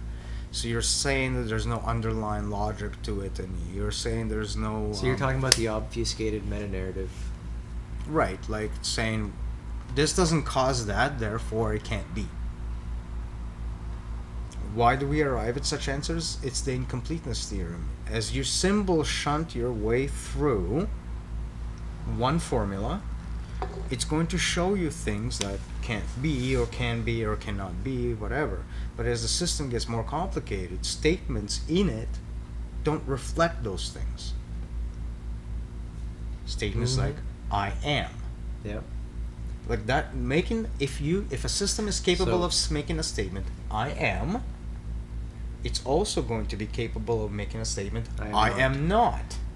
And it's going to go fucking haywire trying to go against these two statements, even though both are true in the same system. That's why it can't handle them. Those are the higher layers that we're talking about that built up from statements that keep getting true. I see something saying but cannot be recognized by the statements underneath it. That something that you can't rationally build up every system from a ground roots axioms, and then limit it to that, because you will miss out on a bunch of you'll build one system unprovable things that are awesome. You will be correct about these things, but all these things that are also true, your potential you can't even recognize. Yeah, you can't read them. You get into paradoxes. You get into things like the Zeno paradox of the arrow. For example, because of the symbolic system used to describe the system, right? An arrow has to travel halfway through its destination before it reaches its destination, right? Fair assumption? Okay. An arrow has to travel halfway through between its halfway point to reach the halfway point. It never reaches that. If it's true all the way down, exactly. There. So the symbolic shunting system that is involved is setting itself up to give you such an answer that this arrow can never travel. Because it'll always be stuck and this in a halfway point. This tree in the bottom right can never grow. Exactly. And so the linguistic interpretation of anything is contradictory to reality. It's an interesting not contradictory in the most obvious sense, but evocation of can't follow it. The infinite and the fractal, just things that just the patterns through time. And you know what it took to resolve the paradox itself? Change the language. That's what it took. Yeah. Once the language was checked, let me guess. Calculus. ISO with something below it. Calculus. Yeah. Rates of change. As something approaches infinity, what value does something approach? Even though infinity is not a valid value to any part of that system. Yeah. For example, so like, how do you calculate the slope of a line that lands on a circle? Right? Like if you have a point on the circle and you want to check what the slope is of that line, the way you do this is that you take two other points and you try to keep bringing them closer and closer and closer and closer together. What's the circle or the line oriented to? Just imagine a graph. You said one point on a circle. Just graph. So is it a horizontal or a vertical line? Graph.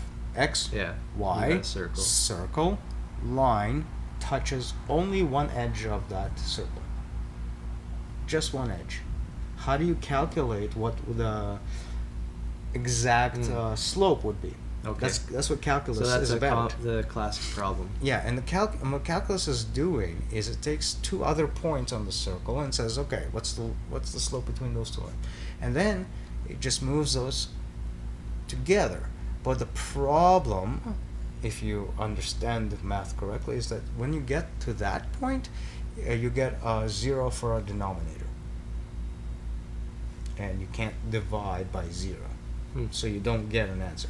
So the solution... But that is the answer. No. The solution to the problem is to take the overall pattern of what happens as you bring the dots together. Right?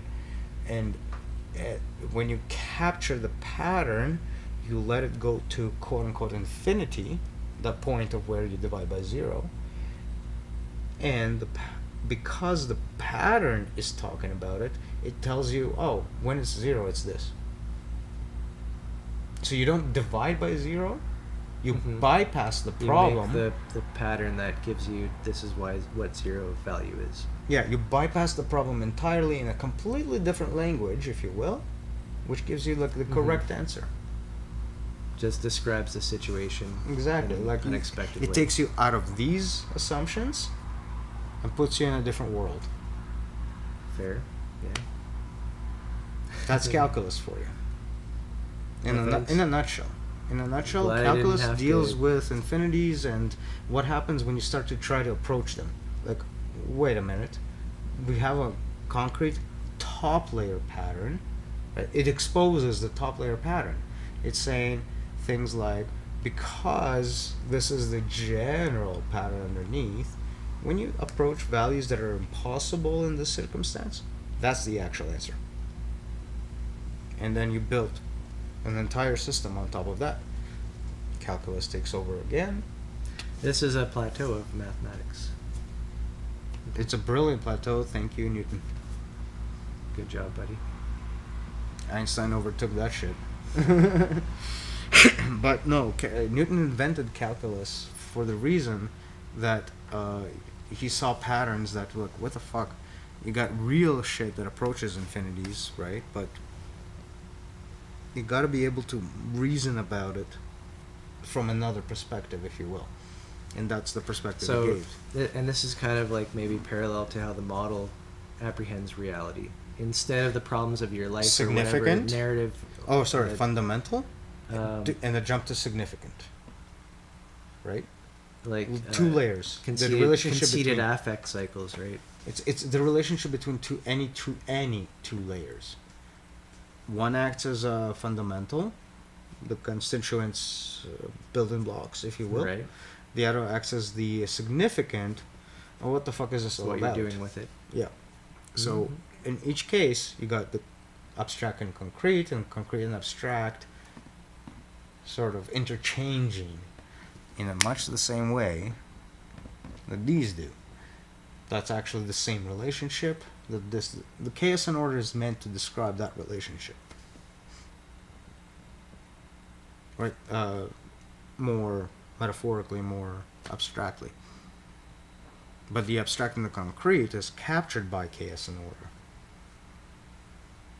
And the mimetica being the mechanism behind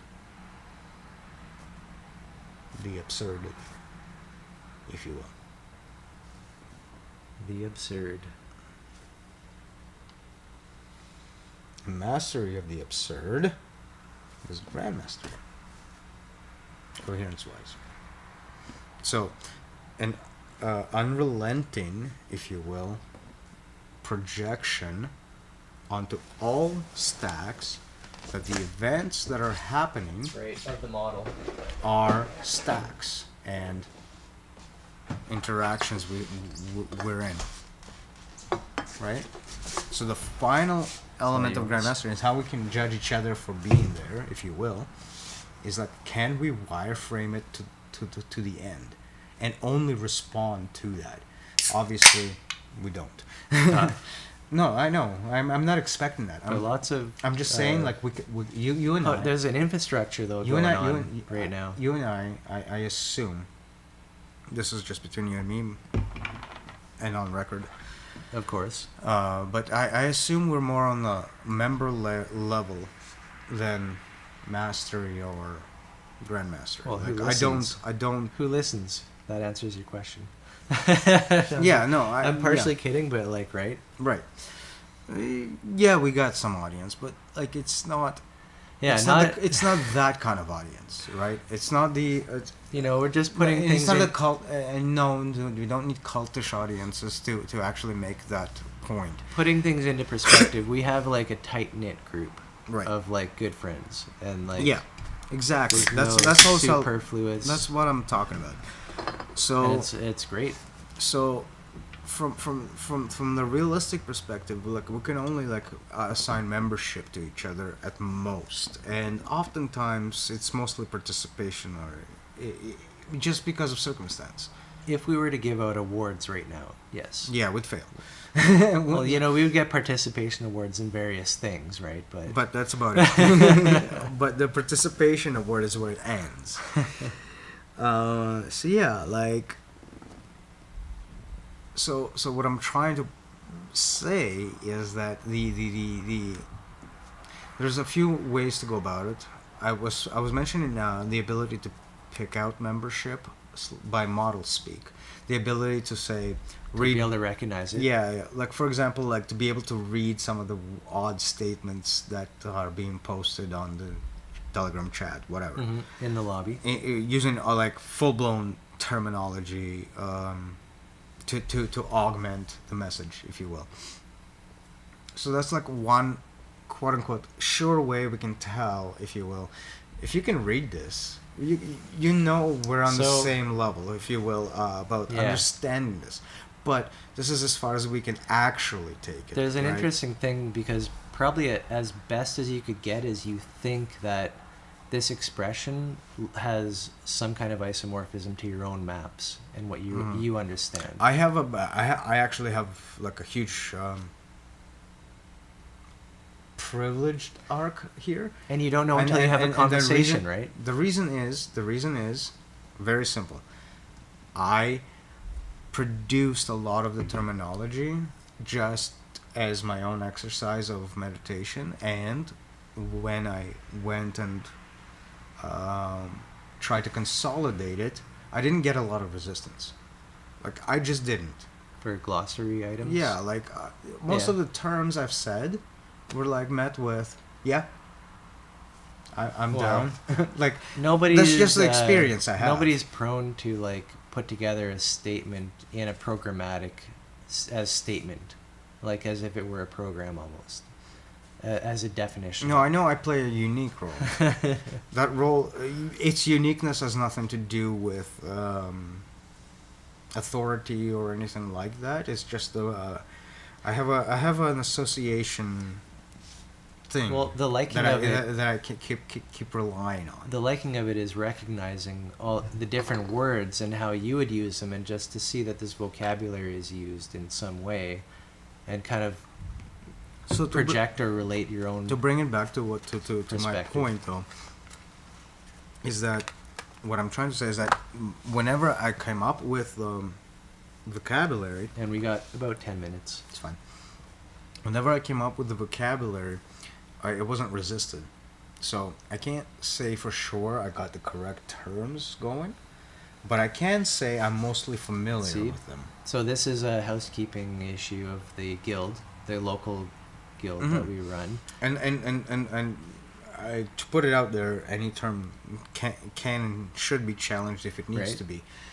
That helps the most. Actually. The reason I feel that it hasn't happened is that because the terms that were so far used were useful, right? Like they weren't arbitrary enough.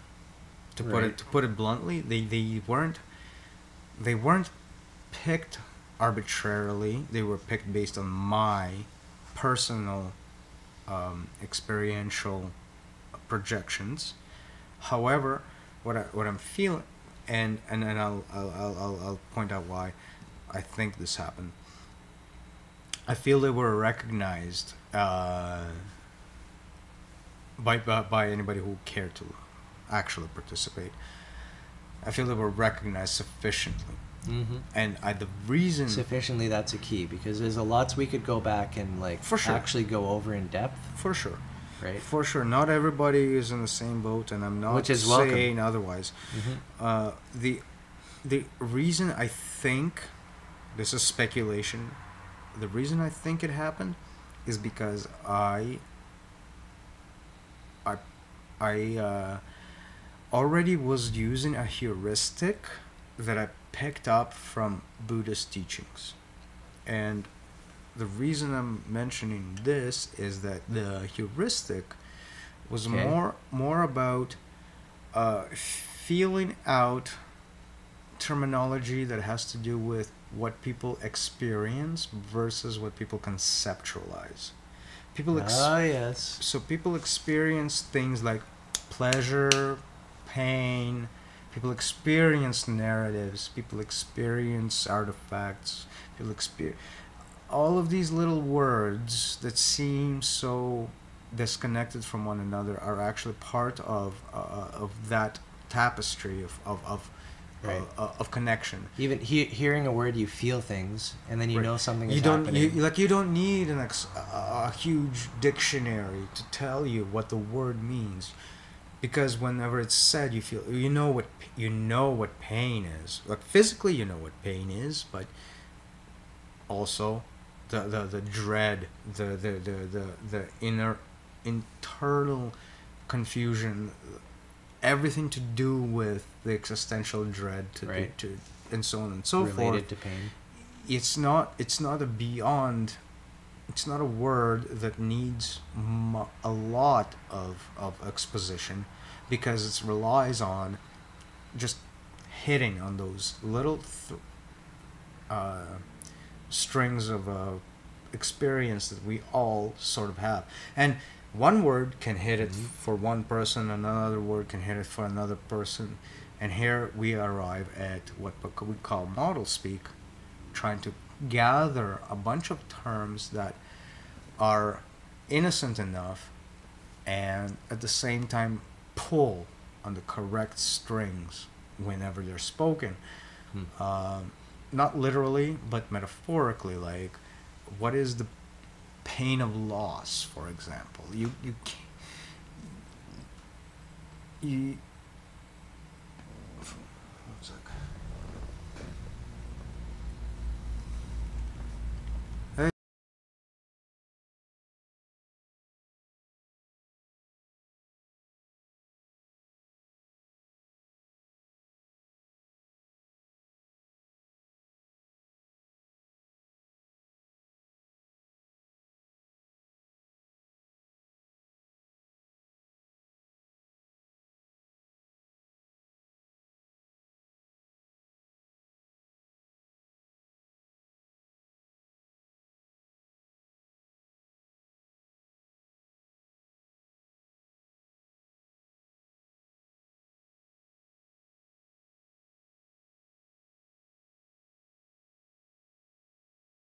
What was I saying? So, buddy, you just got a phone call, but you're talking about loss or.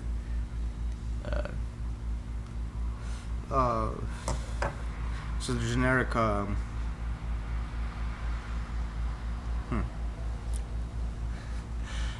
was thinking it's actually on the tip of my tongue, but it's not coming up properly. That's probably best, because I can give you the official outro of the entire session right now, because we have about 5 minutes, let's say. Yeah, no, that's literally what we have. So if you want to try to pull everything together, I think that's what we were doing, like the basics, just trying to recap and get back to the core.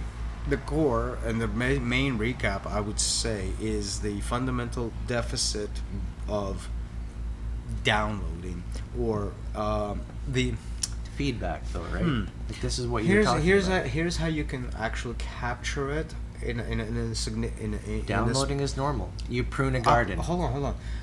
So the problem is that we're uploading but not downloading, right?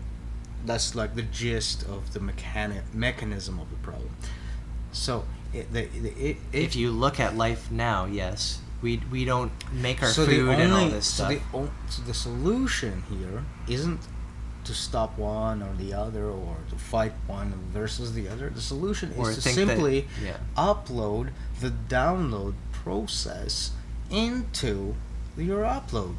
Right. Simply because you are taking in the bottom layer and you're taking in the information to how to actually communicate back with with it. So this is the guild and the fundamental guilds membership. Yeah, that's what they bring to the picture. So neglecting that is in any facet of behavior. Doesn't matter what you're doing for society.